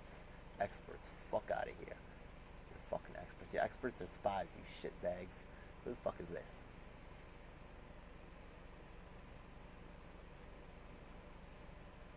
Bloomberg chairs global health. Oh, fucking. Oh. Henry Kissinger was just disgusting. Henry Kissinger? Wow. Senior fellow for U.S. policy? What the oh my god. Henry Kissinger. Oh my god, is this shit? Oh my god, it's fucking disgusting. What is this stupid shit? Oh my god, this is so dumb. This is so dumb. Oh my god. Are you fucking serious? The Henry Kissinger senior fellow for U.S. foreign policy? Oh my god.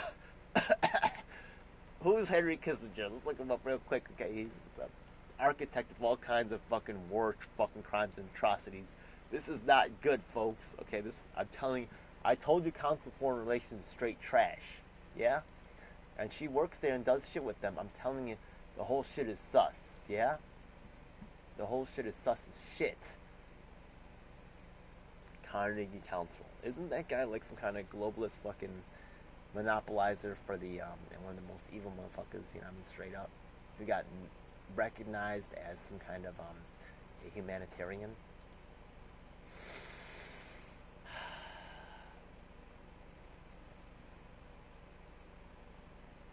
Glam ex-CIA? Okay. CSIS? What the fuck is CSIS? AP News. Okay, NK News. UN government blames Moon for indictment of North. What is this? Okay, let's see. This is interesting.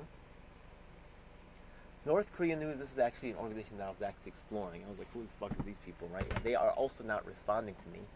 And they have some kind of like, they do some NK Pro. They're like for like intelligence agencies to like report on like gas prices in North Korea, some weird ass shit. Okay.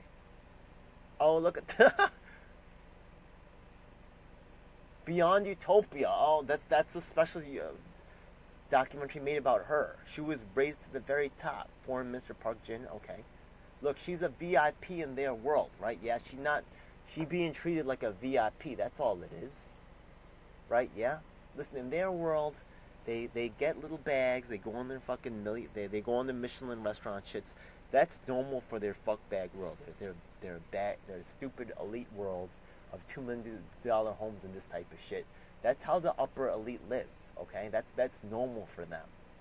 Okay, now they're showing us normies. I'm telling you, they all live like this shit. This is not like she pissed off somebody and wasn't really lining up somehow. And anyways, if it's true, you can't believe any of all these organizations that used to fucking quote her and provide opportunity for her to get on the mic, right? Because they obviously don't know what the fuck they're doing and talking to fucking spies and shit, so, or according to themselves. Council on Foreign Relations, fuck out of here. Korea Society. Yeah, well, you know what? Now I'm glad you don't talk to me. Fuck you. Let's look at Korea Society right now. Yeah, okay, let's look at Korea Society. Yes. Look at this.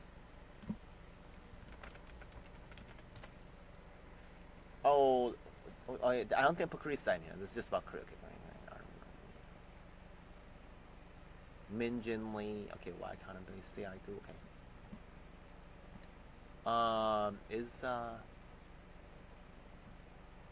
Save the Hampton House. This is actually Fred Hampton Jr. The Black Panthers, I'm sorry to say, are not really ready to get involved. Winston Sturgill, you might know him as China something. Oh, Rose Tang. Yeah. Oh, that was interesting. Yeah. Look, Rose Tang was at the Tiananmen Square. This guy has a show called China Uncensored or something like that. He's actually the first YouTuber from China. So, you know, a lot of Asian Americans watch him just to try to see what's going on in Asia.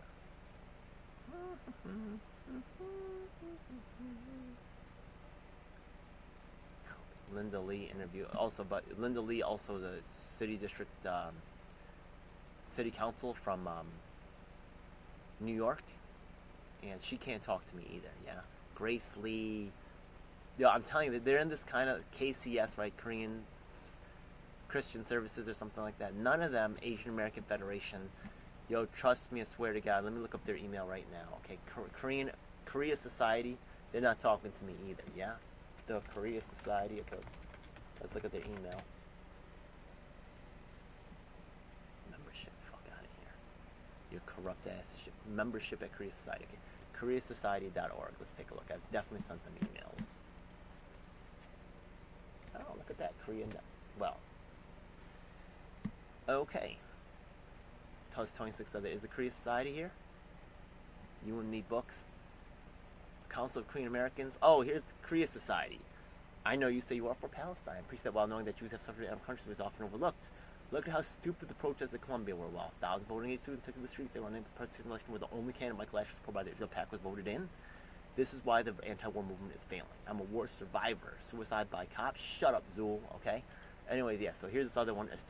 Establishment Korean Americans, please respond. Okay. Oh, look at that. Case. We have also Betsy Yoon. We have the daughter of Al Sharpton. We have Asian American Federation. We have Kara Cashinova, a reporter for some right-wing news agency with John Tobacco or something. This lady was a former FBI agent that's working in public housing. Who knows what the fuck is going on there? It's weird shit. Kim R. Fuck is this? Ron Kim. That's a Ron Kim. Okay. Council of Korean Americans. Oh, Korea. Oh, wait. Korea Society. Yes, Korea Society. Fuck Korea Society. Establishment Korean Americans. That's talking about you, Korean Society. Oh, this is also Dermot Hudson. Yeah, exactly. I'm just mushing them all together. Yeah. I want to also see how. What's her name? Yeonmi Park responds to this shit. Yeah. Oh, I also got to get Radio Korea in on this conversation. I just want to jam all the Koreans that have been like done shit and that are known, right, and put them all in one room and just see what comes out. That would be fucking awesome. Right, yeah, and then here, right, yeah, AAPI Heritage, Melinda Katz. Oh my God, they're here pushing Melinda Katz. But okay, the thing is, there's something called China walling. Okay, and Katz has been found by a federal court to be propping up, and Letitia James, right, have been found by a federal court to be unconstitutionally propping up prosecutorial abuses. Okay. And then I'm talking about how Asian American, right, they're selecting people to be activists over here who are not really confronting these issues. Yes. Brian Becker, the People's Forum. Oh, I hate these fuckbags, okay? And the black community and how, right, blacks not blaming see that. Yeah, this is a great fucking email right here. Yeah. Since the Asian Americans, even Korean Americans, ignore me through the entire AAPI month, I beg the black community to help me lift my work during June. But I know that this is not your direct responsibility. Bright Lim is in DSA. Can DSA help an Asian American man? The answer is fuck no. Power concedes nothing without a demand. Fuck that quote. Not because it's true, not true, but because I'm doing shit not about talking about it. That's right, yeah. Power concedes nothing without a demand. Fuck that. I already made the demand, yeah? Fuck that. I'm not even demanding anymore. I'm just making it happen. Fuck y'all, yeah? I'm recording this information, documenting all of it. You're goddamn right. The difficulties of being Asian American male activist is ridiculous. But overcoming these obstacles will only make my activism greater. So since I have no future, what do I care? I don't care. Y'all bugging the fuck out, yeah? Vocal. Do they respond? The automated response. There's no real response. This is so stupid. Yeah, look at this shit. Oh my God. Julie Won and Linda Lee. First time Korean American legislators who raised the issue of not just Palestine, but also how it relates with Korea and work towards peace in Korea, but they don't want to have those conversations. Boo, motherfuckers. Oh my God, it's so dumb. Yeah? I'm the first Korean American elected official. I'm not going to do nothing. Nothing about, bringing attention to what the fuck's going on. And, now Koreans are facing the lowest birth rates in the world. We're dying off as a fucking people, yeah? But fuck that. Y'all can't address that shit. It's ridiculous. The Asian American curriculum just does not... Do they even talk about the LA riots? They completely minimized it. this is so dumb. This is so. I have the first U.S. president to Canada debate in U.S. history with the use of the Korean language. But fuck that. Instead of having me on once, they got to bring on this spy, right? Yeah, this Korean spy on NBC, CBS. No, I don't think she was on CBS, but PBS, Fox, everybody, and Council of Foreign Relations, and this former CIA. This is so bullshit. This is, you can't believe none of this shit, not at all. Okay, this is, I'm telling you right now, people that have been war survivors. We look at the bullshit that's being spewed out here. Okay. That's why, okay, all y'all little kids that are out there going to these little socialist organizations, DSA, fucking PSL, and all this other fucking commie bullshit, okay? Yay, we're gonna save the world, you know what I mean? Where the fuck are the war victims? Why are the war victims being emasculated, okay? And why are the other war victims who have unique knowledge and perspective being shut the fuck out the conversation by people like Brian Becker and Carla De La Cruz? Fuck them. That's what I want to say right the fuck now. Yeah, how about that? So, I think Ari Wrong News is, I think it is in English. Let me see. U.S. federal prosecutors have charged a former CIA analyst, Sue Mi Terry, a pro-Korea scholar who's also an expert on North Korea, of working for the South Korean government in exchange for gifts. It's seen as an unexpected event by pundits. Kim Jong-shil explains. Federal prosecutors in New York have charged Sue Mi Terry for failing to register under the U.S. federal foreign... I think this is actually right. Like, just like RT News is like Russian news, like, I think this is actually, like Korean-based news, right? It's interesting that's being done in the English language, though, right? That's also interesting. Let's see what the comments here say. She was like, sue who, sue me? Haha, okay. All she got was handbags and $37K cheap price to ruin your Korean reputation. Yeah, it sounds weird. It sounds like some fake shit to really bring her down. Using, right, yeah, I don't know, maybe she's in designer clothes right now. Maybe these are designer clothes, I don't know. I don't see the brand on there, but would CIA accept someone into like the highest level of, working for them when they'll just sell out for handbags and fucking dinners? Are you serious? Like, it sounds weird. What kind of people are they letting in the CIA nowadays? You know what I mean? Like, and she's not just any CIA agent. She's like a top one. She's like a top level person.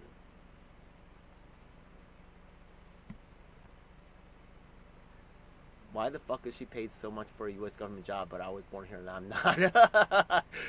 I would hit the like on that one. That has 11 likes. Fuck it, now you got 12. Okay. What the fuck? Yeah, exactly. Translate to English, that's funny. We own South Korea, so what's the problem? Exactly. What the fuck? What is this? Pretty much.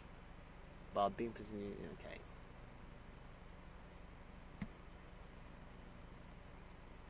This is why certain jobs should only be for real Americans.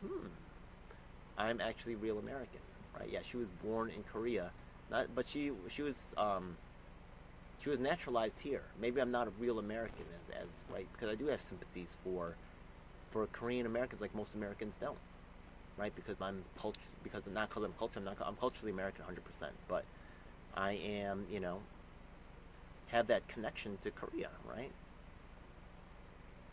I do care more about what's going on there than the normal American. That's just fucking the truth. So fucking what, right? If you're Italian American, you can't give a shit about what's going on in Italy? Like, come on. This is not anything unfair. Foreign Agents Registration Act and for conspiring to violate it. The U.S. government requires individuals acting as agents for foreign principals to register and publicly disclose their relationships and activities so that it can evaluate them. The New York prosecutors say Ms. Terry did not register despite engaging in extensive activities for and at the direction of the South Korean government. According to the indictment released on... She's a success story. I'm telling you that Koreans are weak to this shit. They will, if you are getting to meet with the president and all this other thing like she was doing, right? Yeah? And if she's like on NBC and Fox, they're gonna look at... Yo, I could show you what Saifon Kim is doing right now. Like, he's being invited to everything, yeah? Like, for Koreans, like, he's being recognized over and over and over and over and over again, yeah? Like, what has this guy really done for his people besides be successful? Once you're successful, like, they fucking love you so much. Like, let's go to his Instagram right now. Okay. Here he is speaking at the Asian American Bar Association, okay? Here he is being recognized at the Moderate the Teaching Our History Ethnic Study Challenges in Secondary Education panel, okay? And then here he is again. Look, once you're in, you get to do everything. Here he is presenting at the Korean American Community Foundation Gala. Remember I said fuck KACF earlier? Exactly. Because it's just this elite ass bullshit, right? Yeah, look, there's another guy that got access to everything, because once you're a success, oh, is he here at Korea Society? Fuck Korea Society. Yeah, remember that shit? Yo, I'm telling you, it's a like little closed circle. Who the fuck is this bitch right here? I recognize Lucy Yang, yeah? Look, she's Chinese, yeah? And, yo, once again, she gets to be somebody. Saifon Kim never reports in anything that I'm around or do anything I'm connected to. On purpose. It's not on purpose. I have his fucking mentor in the fucking videotaped with me saying that, you know, he knows Saifon and he's his mentor. What's his name again? I'll show that fucking video right now. Oh, this is him at ABC7, okay? Here he is being, what is this? Thank you to this author, humbled by the foreword. It's a privilege to have Saifon Kim in this book, leading off the interviews. Right, yeah, once again, right, he's a made guy, gonna be recognized over and over. And, alright, here he is, right, yeah? Here he is, a speaker at the ABC News Storytellers Summit, yeah? And over, and over, and over, and over, right, yeah? And I'm gonna get nothing, yeah? Because he's an approved storyteller. He's safe. He's not gonna go outside the lines. Oh, wait, this is, like, he's a news reporter, but he also got recognized by the Cagney. Where is that picture? Oh, is he present? Oh, he's on the ABC7 float. Sure, okay. Oh, here we are. Okay. Is this the AAFI Impact Awards? Right? I think it's Asian Americans for Equality? Asian American Federation, right here, yeah? The not-for-profit industrial complex is spoken about before and earlier. Oh, here he is with Cagney, right? The Cagney, Korean American Association of Greater New York. Once you're a made guy, they all love you and they're all going to have you on. Saifon Kim, most people won't know who he is. Most people never heard of the fucking name. Oh, here's with Grace Meng. Yeah, this is fucking disgusting, yeah? Okay. Champion of the AAPI community? Shut the fuck up. She's not a champion of the AAPI community. She's actually redirecting, she actually has got the whole Asian American community bowing to the will of the Israeli state. I swear to fucking God. That is Grace Meng's #1 role. That is her #1 accomplishment. It's been documented. I have that on my channel as well. Okay? Let me just cut over to that video right here where I said I was going to show the one with his mentor. Okay, let's go to this one.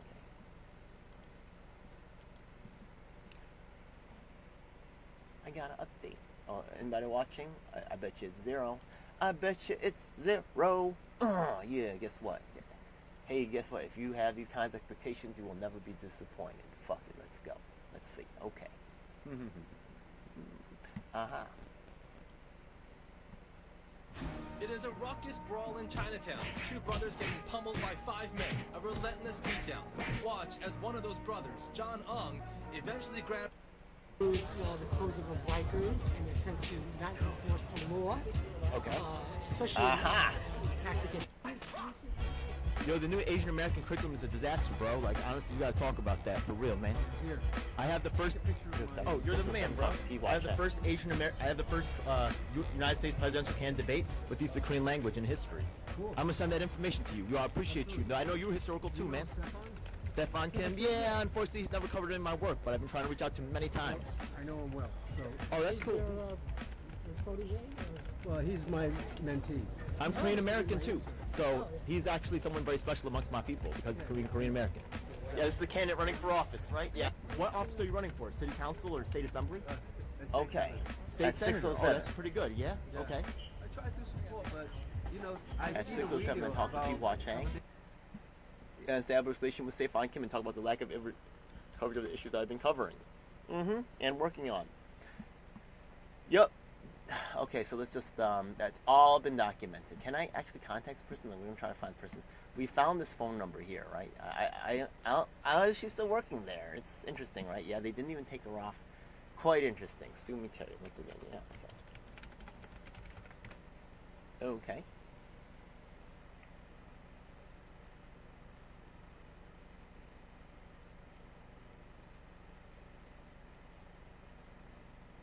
Look, now that she's in the garbage, maybe she has time to talk to me. Guess what? I bet she don't.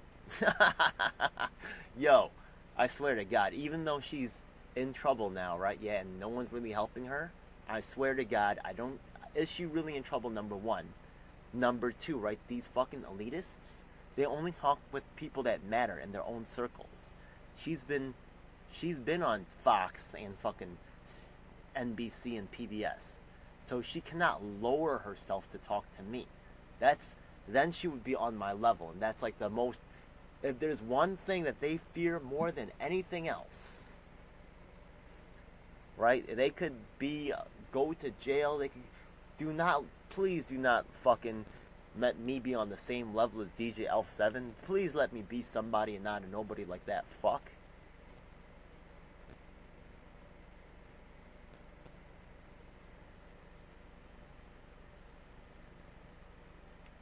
That's alright. I'm gonna live in this space. You have your niche in the ecosystem in that place where all the fucking $1 million fucking homes are. And I'm on the other side of that. Fuck you, how about that?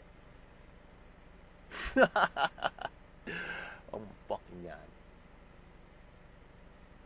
Director of the Hyundai Motor Korea Foundation Center for, what is this? OSU, Ohio State University? What is this? She has a professorship. I'm telling you, it's so corrupt, yeah? I'm telling you, the CIA is 100% all up in the school system. Is she a professor here? Oh, a seminar with guest speakers. Nathan Bland, the diplomat for the U.S. Department of State. Oh, okay. He's a diplomat.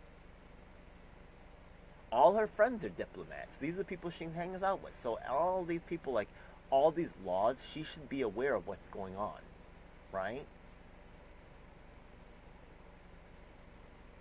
How do you invite a Korean intelligence officer into the party? It seems like she holds a PhD from the Fletcher School of Law and Diplomacy at Tufts University, and Political Science from New York University. Okay.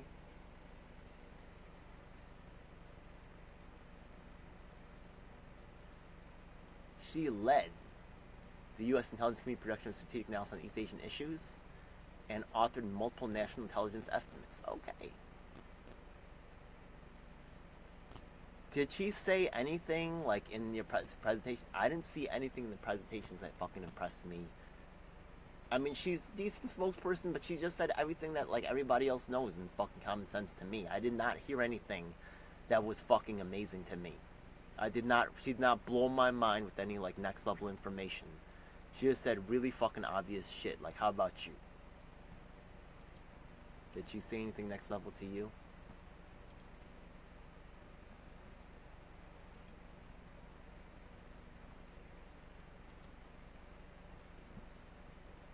Other people I got with problems. You having problems. So yeah. Okay, let's go with Sumi Terry. Okay. What's up, Sumi Terry? Okay, I requested to be your friend. Ex-government drone. Okay, Korea watcher. She's a foodie. She's a traveler. She's a mom, right? Yeah, she living that life. She not living my life. You know, I mean, she's taken care of. Who's she following? Can't see. Okay. May, June. So this was just about a month ago. This is actually exactly a month ago. 6th hit of the day discussing the Putin-Kim summit and Russian-North Korean military operation. Yeah, I do want to know about that. What happened there? What is this on? The Source? Oh, CNN. Okay, she's on CNN. Okay.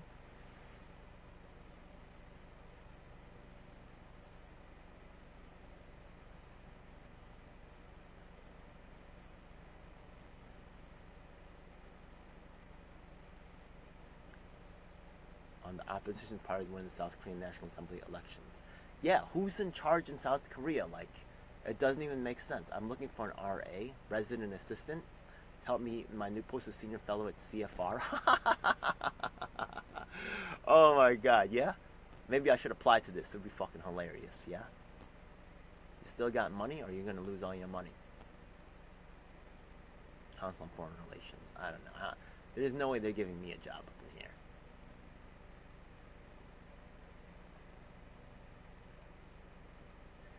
There is a phishing email likely by North Korean sent allegedly from me, a fake invitation. Don't open and send the email to your IT army. Okay.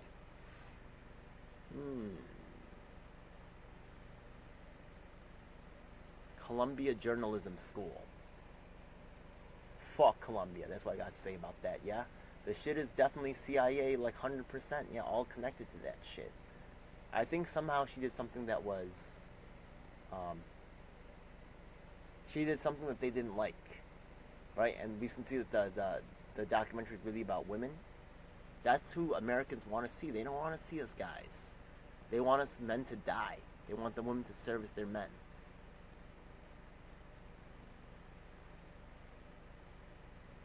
On CNN, what is this? IFS.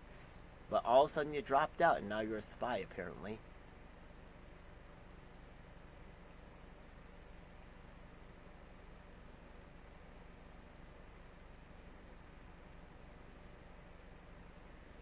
You let too many people into the party. I don't know.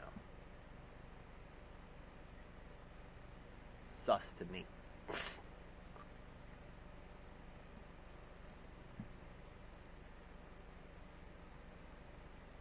She just kind of dropped off, eh? Okay. Oh, she admitted, as she admitted in a volunteer interview with FBI, she was a valuable source for the ROK. Okay, I mean, she's a valuable source for anybody, right? Like I'm watching right now. The primary intelligence agency for ROK, for example. She participated prior off the group record with the U.S. Secretary of State regarding the U.S. government policy in North Korea. She met with people from Korea who was interested. Is that illegal? But to get paid for it is, right? Yeah, I could see that. Yeah, you knew you were towing the line. Yo, these people all toe the line. The mayor just got raided by the FBI for fucking doing foreign shit. Provide Terry of $37,000 to match the true source of the funds. This is all over the not-for-profit industrial complex. Fuck these think tanks, okay? Expertise and insight. Expertise and insight that almost universally, okay, excludes the people affected by the actual shit. Excludes the people, right, that are actually victims, right? Unless they meet the desires of the people who's running that think tank. Yeah, fuck these think tanks. Blow up these think tanks. Yeah, I'm the anti-think tank weapon. On at least 3 occasions, she testified before the U.S. House of Representatives. Wow, she has so much access. But me, I have no access. Each time, Terry had to complete truth and testimony disclosure forms, which required her to answer if she was actually registering against... Well, she said she wasn't. She correctly answered she wasn't, okay. But she didn't think she was. In fact, during this time period, she was in fact acting as an agent, okay. Did not have to fairly evaluate her testimony because she's getting compensation from ROK, okay. Yeah, fuck those dinners. They're not your friends. Fuck those handbags, okay. It's not worth it. You're celebrating. Fuck them, yeah. PhD in International Relations. From 2001 to 2011, she served in a series of positions in the U.S. government, including analyst on East Asian issues for the CIA. As director of Korea, Japan, and Oceanic Affairs for the NSC, what's that? The National Security Council. This is like the top level shit. Like these are like the Deputy National Intelligence Officer for East Asia at the National Intelligence Council. She's in very, very high level positions. She worked at academic institutions. Fuck these academic institutions. And think tanks in New York City. Fuck these think tanks, including Think Tank 1. Name them, you fucks. How about Korea Society? I'll name them. Yeah? Why are you hiding these think tanks? Now you can see who's... I told you these think tanks are in on the bullshit, yeah? Do not trust these think tanks. Look at how they redacted this fucking information. Why? Don't they have any fucking responsibility or accountability for working with a fucking spy? What the fuck is this? Yeah? You're too big and important to be held accountable. Fuck this shit. Look at this. This is disgusting. I can't wait to find out who these fucks are. I'm trying to find them right now. We probably already saw them in the list, yeah? Let's go look at these fuckbags. You know, I fucking can't stand these shits. They're fucking think tanks. Yeah, what was that Carnegie shit? Yeah, is that Carnegie one of them? Carnegie, yeah. Carnegie. I bet you that's one of them fucking things. Carnegie. Where is this? It's Carnegie Endowment for International Peace. I'm telling you, these fucking peace organizations are full of shit. They're definitely infiltrated. Like crazy. And that's why nothing's getting done. They're so full of shit. I can't stand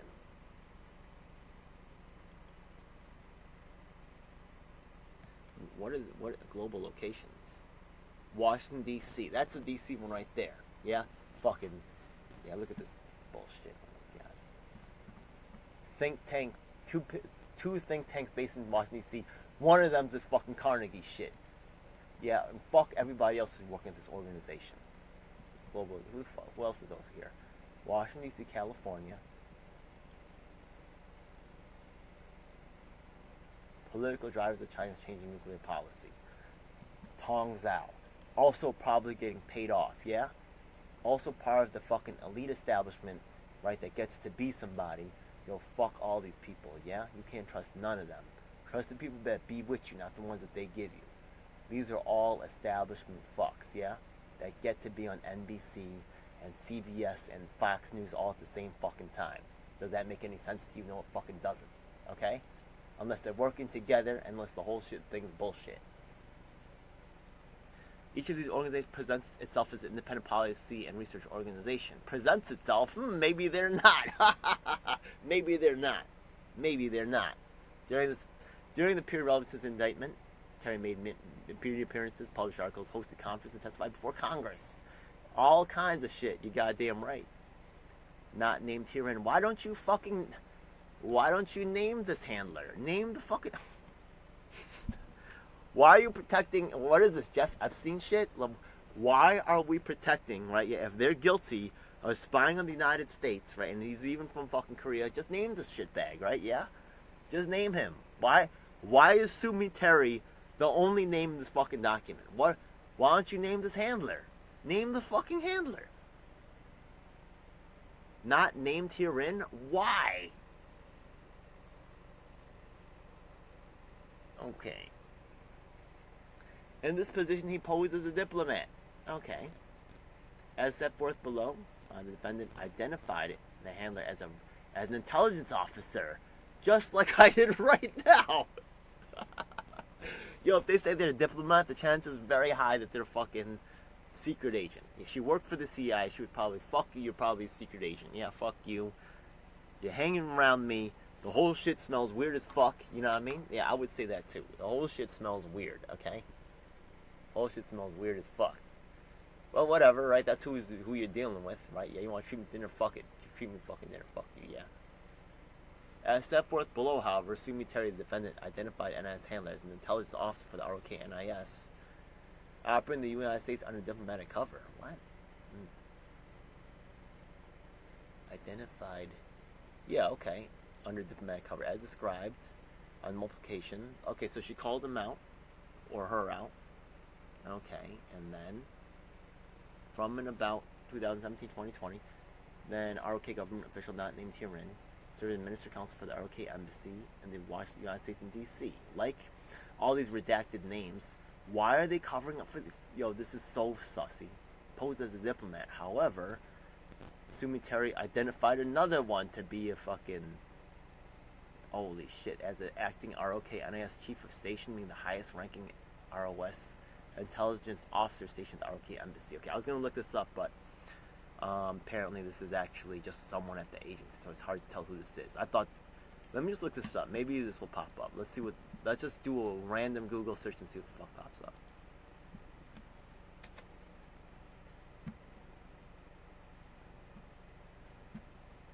Frank Anderson?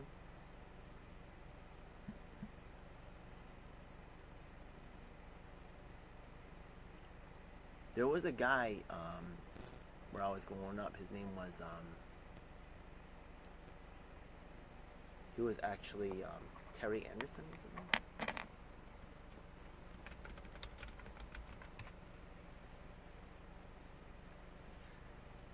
Yeah.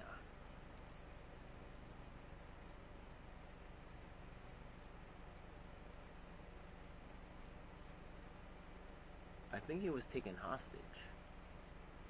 Yeah, he was a hostage in Lebanon. And I think I was from Batavia where and a lot of people said he was CIA. He caught it at Colombia. Oh my god, of course he fucking did.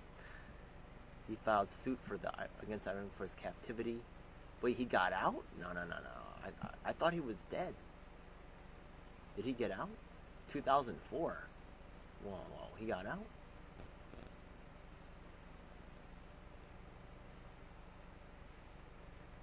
'76? What? Was he the one? Terry Anderson. Terry Anderson.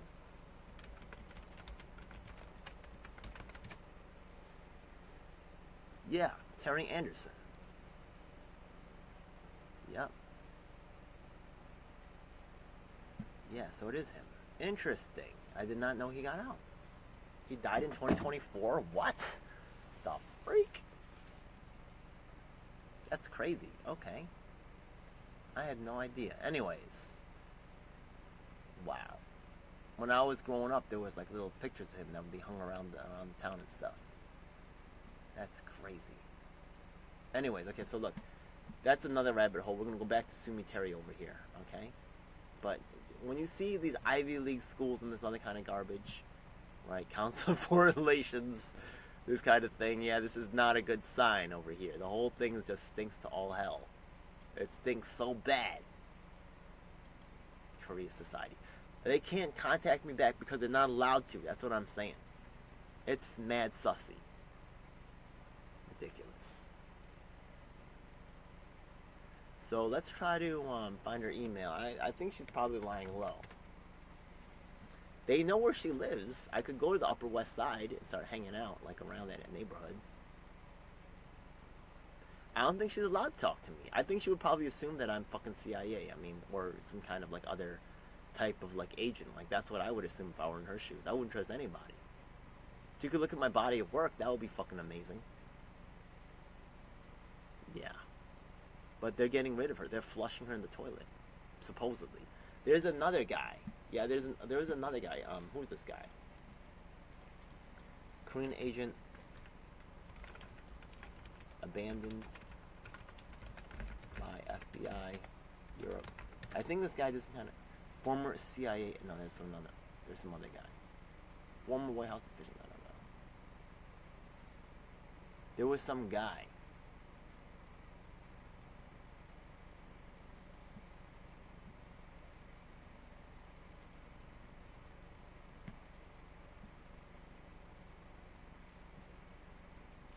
Yeah, this one. This guy. This guy also seems like super CIA, right? Yeah? Because the thing is that this guy, right, was helping North Koreans get to the south. Then he went to Spain. He broke into the North Korean embassy, right, flew to Spain, right? When he landed, he learned Cholumia was helping the entire North Korean embassy. 10 people defect. Then, I think he broke into the building. Security cameras captured Chaluma leader Adrian Hong entering the embassy through the front door, and then the rest of the team, including Joseph An, followed him into the compound. They were watched. Then embassy members were tied up. Then there's a ring at the door with the Spanish police. They know, okay. So who's going to try to break them up? But then the Spanish police said no. What happened here?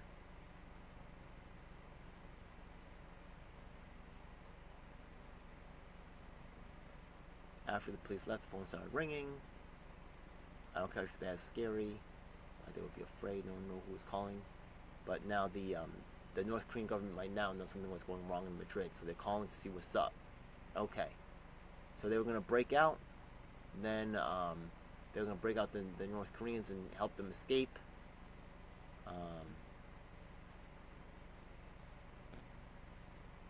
The defectors were spooked. Now they were afraid to go.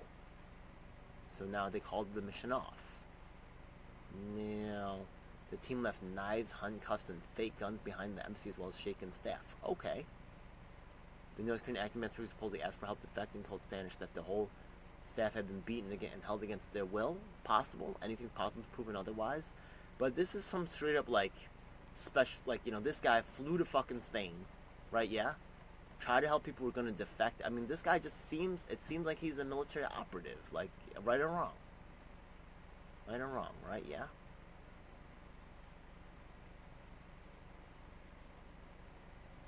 They aborted the mission.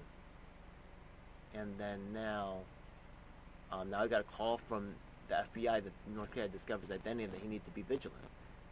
And the only person that knew about it was the FBI. So the FBI had to have told him. So they said, you know what, like, we're going to sacrifice him. We don't need to really protect, he's not one of us, you know, he's, fuck him. Did he get, let me look him up again.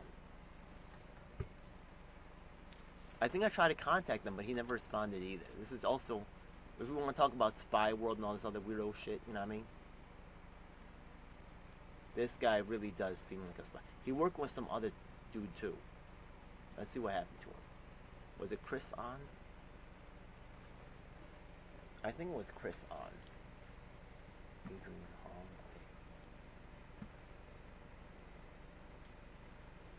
Okay. He joined the Marines, served in Fallujah. Okay, Chris On. Okay, let's see. Chris On. Let's see. Madrid. Christopher On. Okay, let me try Christopher On. They had a site before about this guy. Axios. Yeah, he got extradited, right?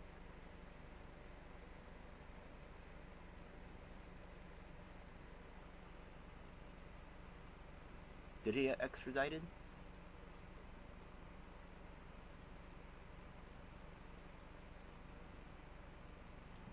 Free Christopher On. Okay, let's see.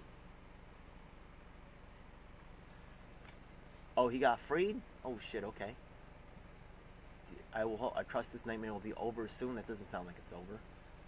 Okay, let's get some updates right here. Maybe okay.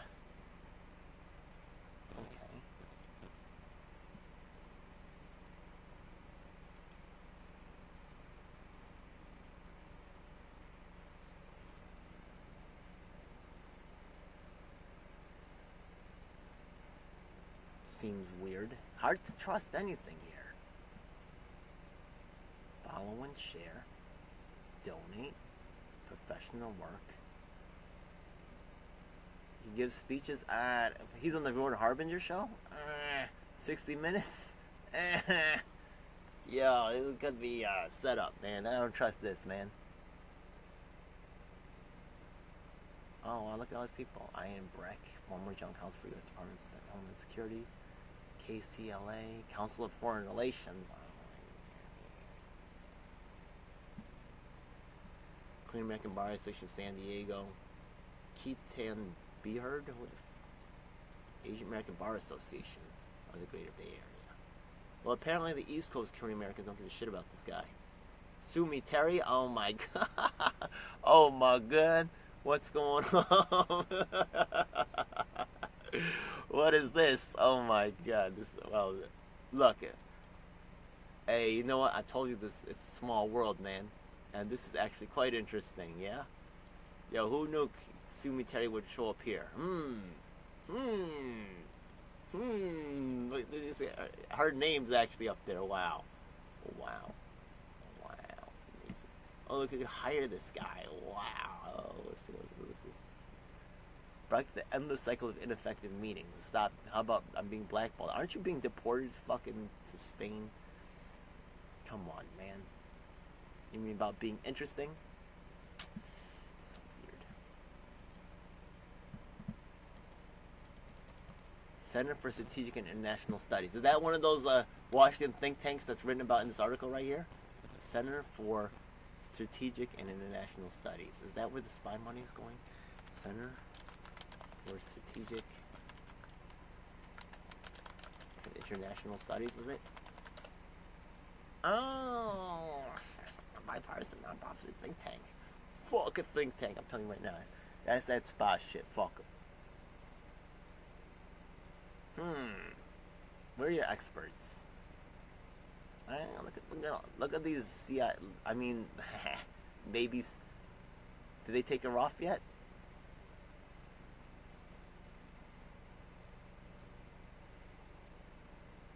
What's in it? Sumi, right? Yeah. Oh my god. Is she still there?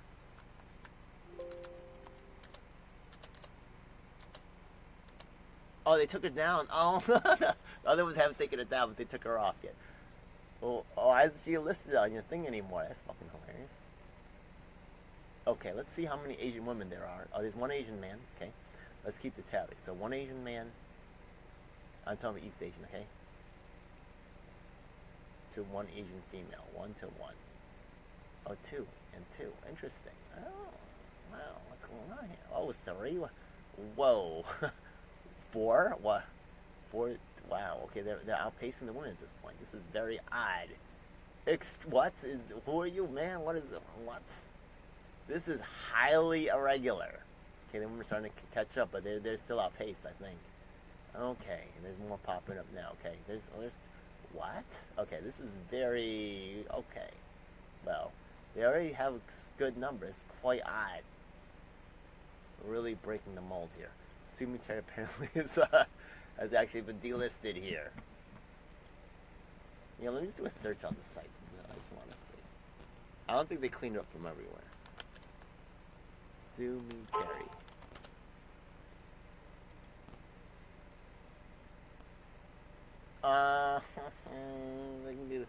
Look, they're still up here all over the place. 1 year after Hanoi, okay. So, NATO summit with and Vilnius, Max Bergman, Victor Chan, all this other shit, okay. Welcome to Denmark, North Korea, okay. And this is all, once again, right, technically could be South Korean propaganda pushed by, right here. Where is this organization? Is this one? Regions, DC? Americas. This might be another one of those Washington think tanks. Okay. Highest ranking RK officer, so there's, right, they're doing operations together. There's kind of a weird tie between him and Chris On, so I definitely want to email Chris On before this is over. Where did he go? Okay. Do we have a way to email this guy? That would be interesting, right? Yeah. Can I contact you? I could hire you. Okay, let's see about me. About me. Okay. Who is Chris On? Ways to help. Contact representatives. How about talking to you first, man? You're getting a lot of high-profile support. Contact us about. Is this? Oh, okay. Head facilitator is master workshopper.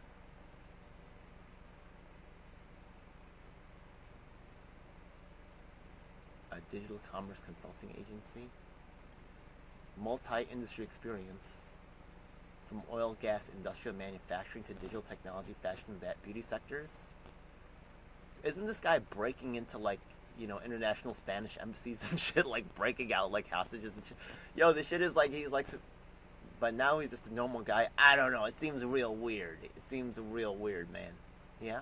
Anyways, so let's cook this up. This is gonna be real interesting, okay? Let's also jam in Sumi Terry. Okay, let's also show the Sumi Terry on his website. This is gonna be fucking interesting. Let's just see how the response goes. Oh, it's so exciting. Okay. Wow. Free Chris on. Okay. Where is that? Okay.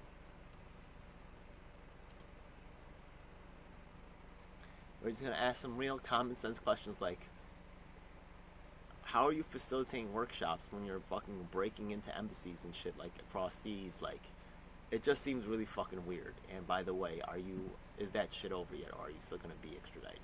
Hopefully he's not extradited. I've been emailing some of the Asian brothers that I know that's locked up right now, and unfortunately they're not.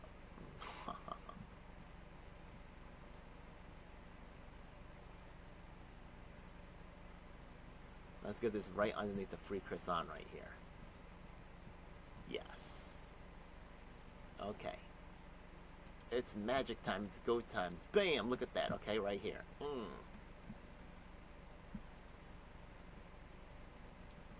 Yes, let's even circle this because it's just so fun. Yeah. What's going on, Chris? What's going on, Chris? What's going on, Chris?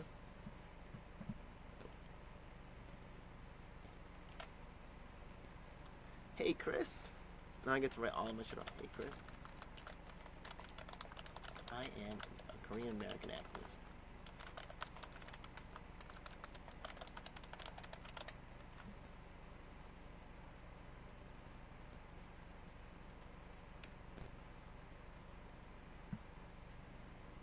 I am documenting.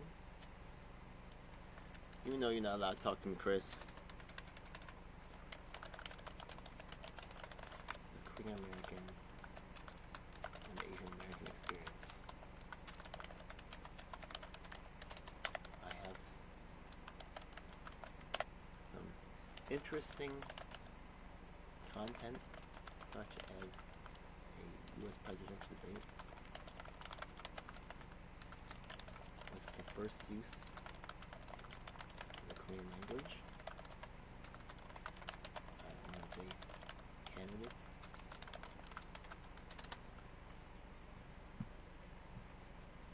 I also, okay, let's put that link in. But you know what? I'm just, if it's true to the pattern, he's not allowed to talk to me. He's not allowed to interact with me. Sure.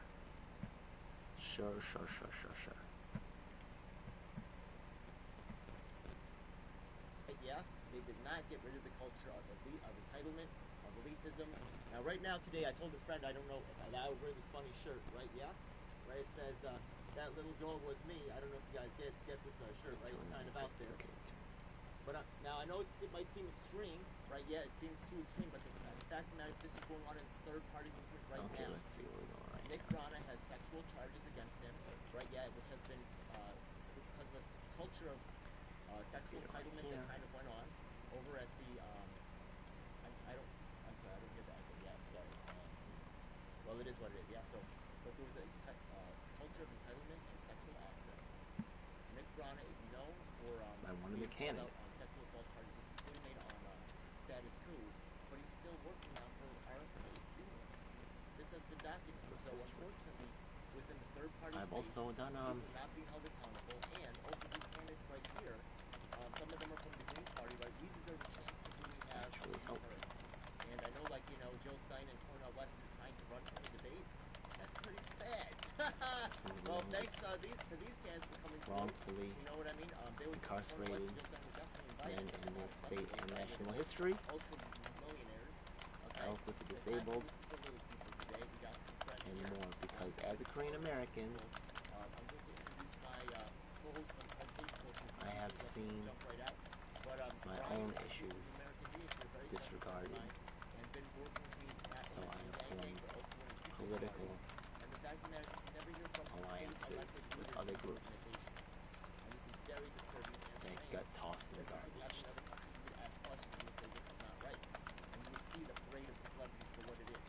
So, Brian, on qualifications and why you're by Acts of the Year for 2023, I believe, right? Seeing your case? Yeah, thanks, DGL. Thanks It for seems inviting pretty me. sad that you are also Yeah. being dinged. So, my name is Brian. I'm a former state legislator from New Hampshire, and I'm the founder of the American Union, the national union of swing voters, trying to collectively bargain for a better social contract. And I want to thank all three of our candidates for being here tonight. I know you guys all love America, and you all know that something's wrong in our country, and we've got to find a better way to work together, put things in order. And before we do introductions, I would like to invite everybody to the way we start off meetings with the American Union is by reciting the preamble to the Constitution. Let me also as a throw in reminder MK and fucking radio news. of MK. what our duties are as Americans, our mission statement. What is it? RK Radio Korea? And hopefully you will see this here Interesting. in just a second. I invite you to keep yourselves off mute if you like and recite the preamble. I saw. We the people of the United States, in order to form a more perfect union, establish justice, ensure domestic tranquility, provide for the common defense, promote the general welfare, and secure the blessings of liberty to ourselves and our posterity, to ordain and establish this Constitution to the United States of America. Of her, we the people, that's our mission statement as a nation. Those are our goals, our duties, what we want to accomplish. And we're coming up short on many of those things. And so we'll get into questions. South Korea interests. I'd like to ask you what each of those duties means to you and sort of what your policies are. That will help get us back on track. Well, let's go ahead and start with introductions. And I'm going to go around in the order you guys are on my screen. So, Emmanuel Pastrick, if you'd like to introduce yourself and tell us about you, your campaign. What's going on in your case, man? Like a couple minutes? Yeah. Okay. My name's Emmanuel Pastrick. I started my career as a professor at University of Illinois, Urbana-Champaign. I grew up in St. Louis. I was born in Nashville, grew up in St. Louis, and then I was at the University of Illinois. I've also spent little time on the East and West Coast, and my field is Asia, originally working on Japanese, Korean, and Chinese studies. I declared my candidacy as an independent in February, exactly 4 years ago, basically February 23rd of 2020, because it was clear to me that there was no possibility of a legitimate president. Neither Biden nor Trump would be legitimate presidents, legitimately elected because of the entire corrupt system. So I thought I could articulate an alternative to that, and I tried to do that. I didn't last in the United States. I had to leave within 2 weeks of the declaration, but while in Korea, I continued to give speeches, and then published now my second book of speeches trying to address honestly for the American people what we face. And I'm honored to be here with Alan and Susan, and I want to say that I hope we're not trying to sell Pepsi-Cola or Coca-Cola.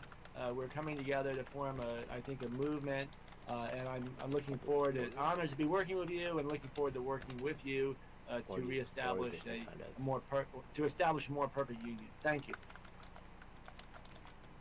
Absolutely. Thank you for your introduction. Susan, would you like to go next? Just a couple minutes. Okay. Thank you. Thank you, Brian. Thank you, DJ L7 and Alan and Emmanuel. Is that correct? Okay. It's nice to be here, and also thank you, USA out there. Anybody watching, I'm glad that you're here. So yeah, I'm running for president. My name is Susan Buxer Lahaki, but I'm going for my presidency as Susan B. Lahaki because it's easier for everybody to say. Anyway, I'm going as a write-in currently, although that may change. I have to see what's going to happen, and you'll have to excuse me. I've been on the road today, so I'm kind of hot and sweaty, and it started out at, like 32 degrees this morning, and now it got up to 80 where I am. So I've been having a rough sort of on-the-road day, but I love it. You know, I've seen a lot of Texas. That's where I am currently, and it's amazing state. There's so much beauty and so much space. So we have a lot of space for people, and yeah. So the economies can use people down here. So come on down to Texas. I can definitely say that's definite possibility. Anyway, my platform is actually called More Perfect Union, and one of the first things I want to do is election reform. Now, this started already back in 2022 when I was running for Congress. I realized, actually in 2020 I ran for president, and I realized there was some sort of problem with the election system, but I didn't realize how bad it was until 2022. Not normal. And then I stopped actually running for Congress, and I started suing my Secretary of State and the election division because registering to vote is unconstitutional. And as a person running for federal office, one of my things, and of course now as a presidential candidate, our oath is to defend the Constitution. And it states clearly in the 14th Amendment that no state has a right to force obstacles on our liberties. And exactly forcing U.S. citizens to register to vote, to have our vote counted, is a forced obstacle. And we don't need it. There are plenty of lists out there, but the real problem is that's where all the fraud is. So that's my first thing that I'm working on. Then I'm working on, of course, setting up a new election as soon as possible, to like a proper one, a real one that's legitimate and not like what we've had. So the fact that all these politicians are still using this system, and they know it's broken because I've been telling them for 2 years now. Oh, it is Jason Bourne. Okay, I'm gonna talk to the Korean Jason Bourne. Okay. Anyways.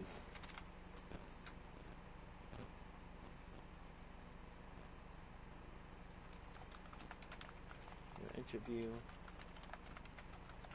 You said that only the CIA knew. Well, FBI. Identity. But it's possible. Spanish authorities keep information about you from your to Spain if you used your real passport when you went there. The whole thing is weird.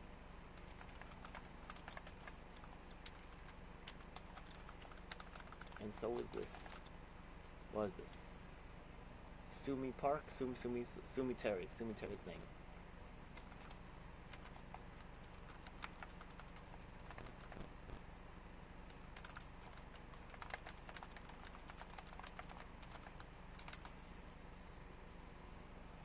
I've been kind of impressed.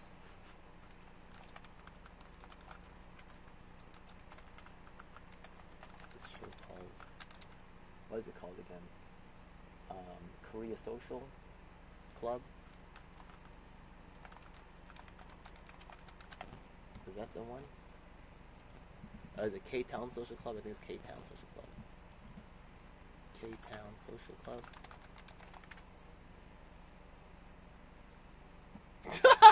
It's fucking guys, yeah. Hilarious. Fucking nut jobs. And it's fucking, the Asian Playboy is fucking disappointing, but they do have some good material.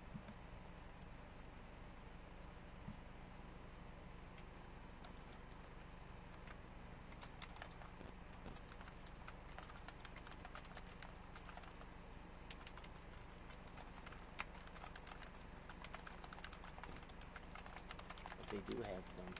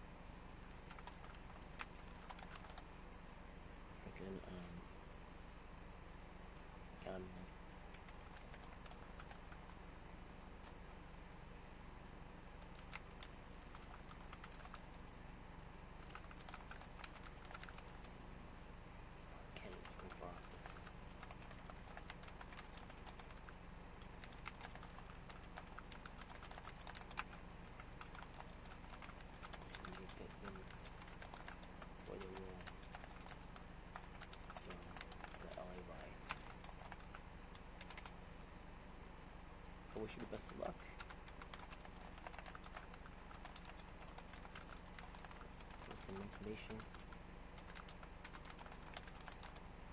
regarding our case.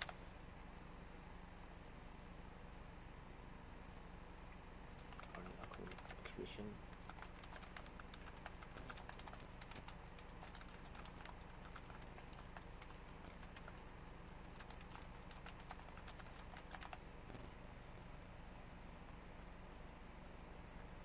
Pass strike.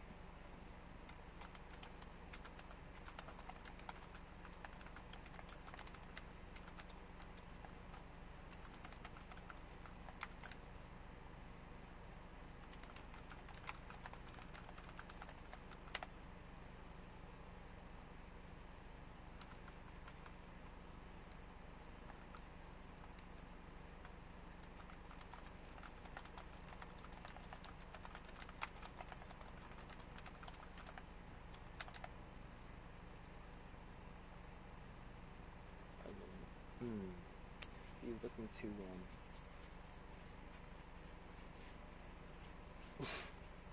he's a little out there.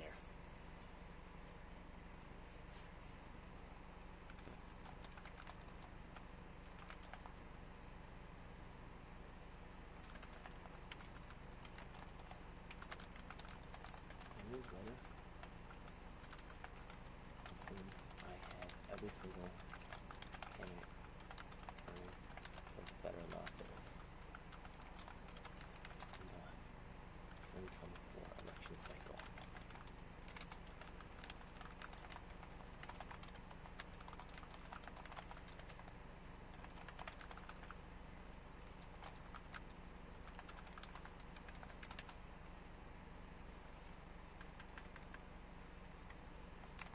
Good to know.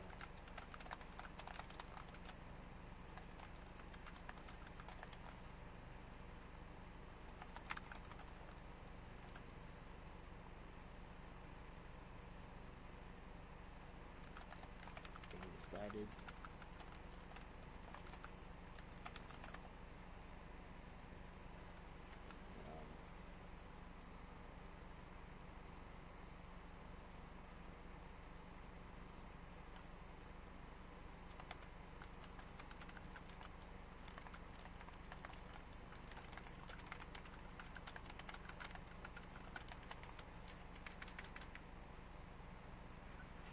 I'm also wondering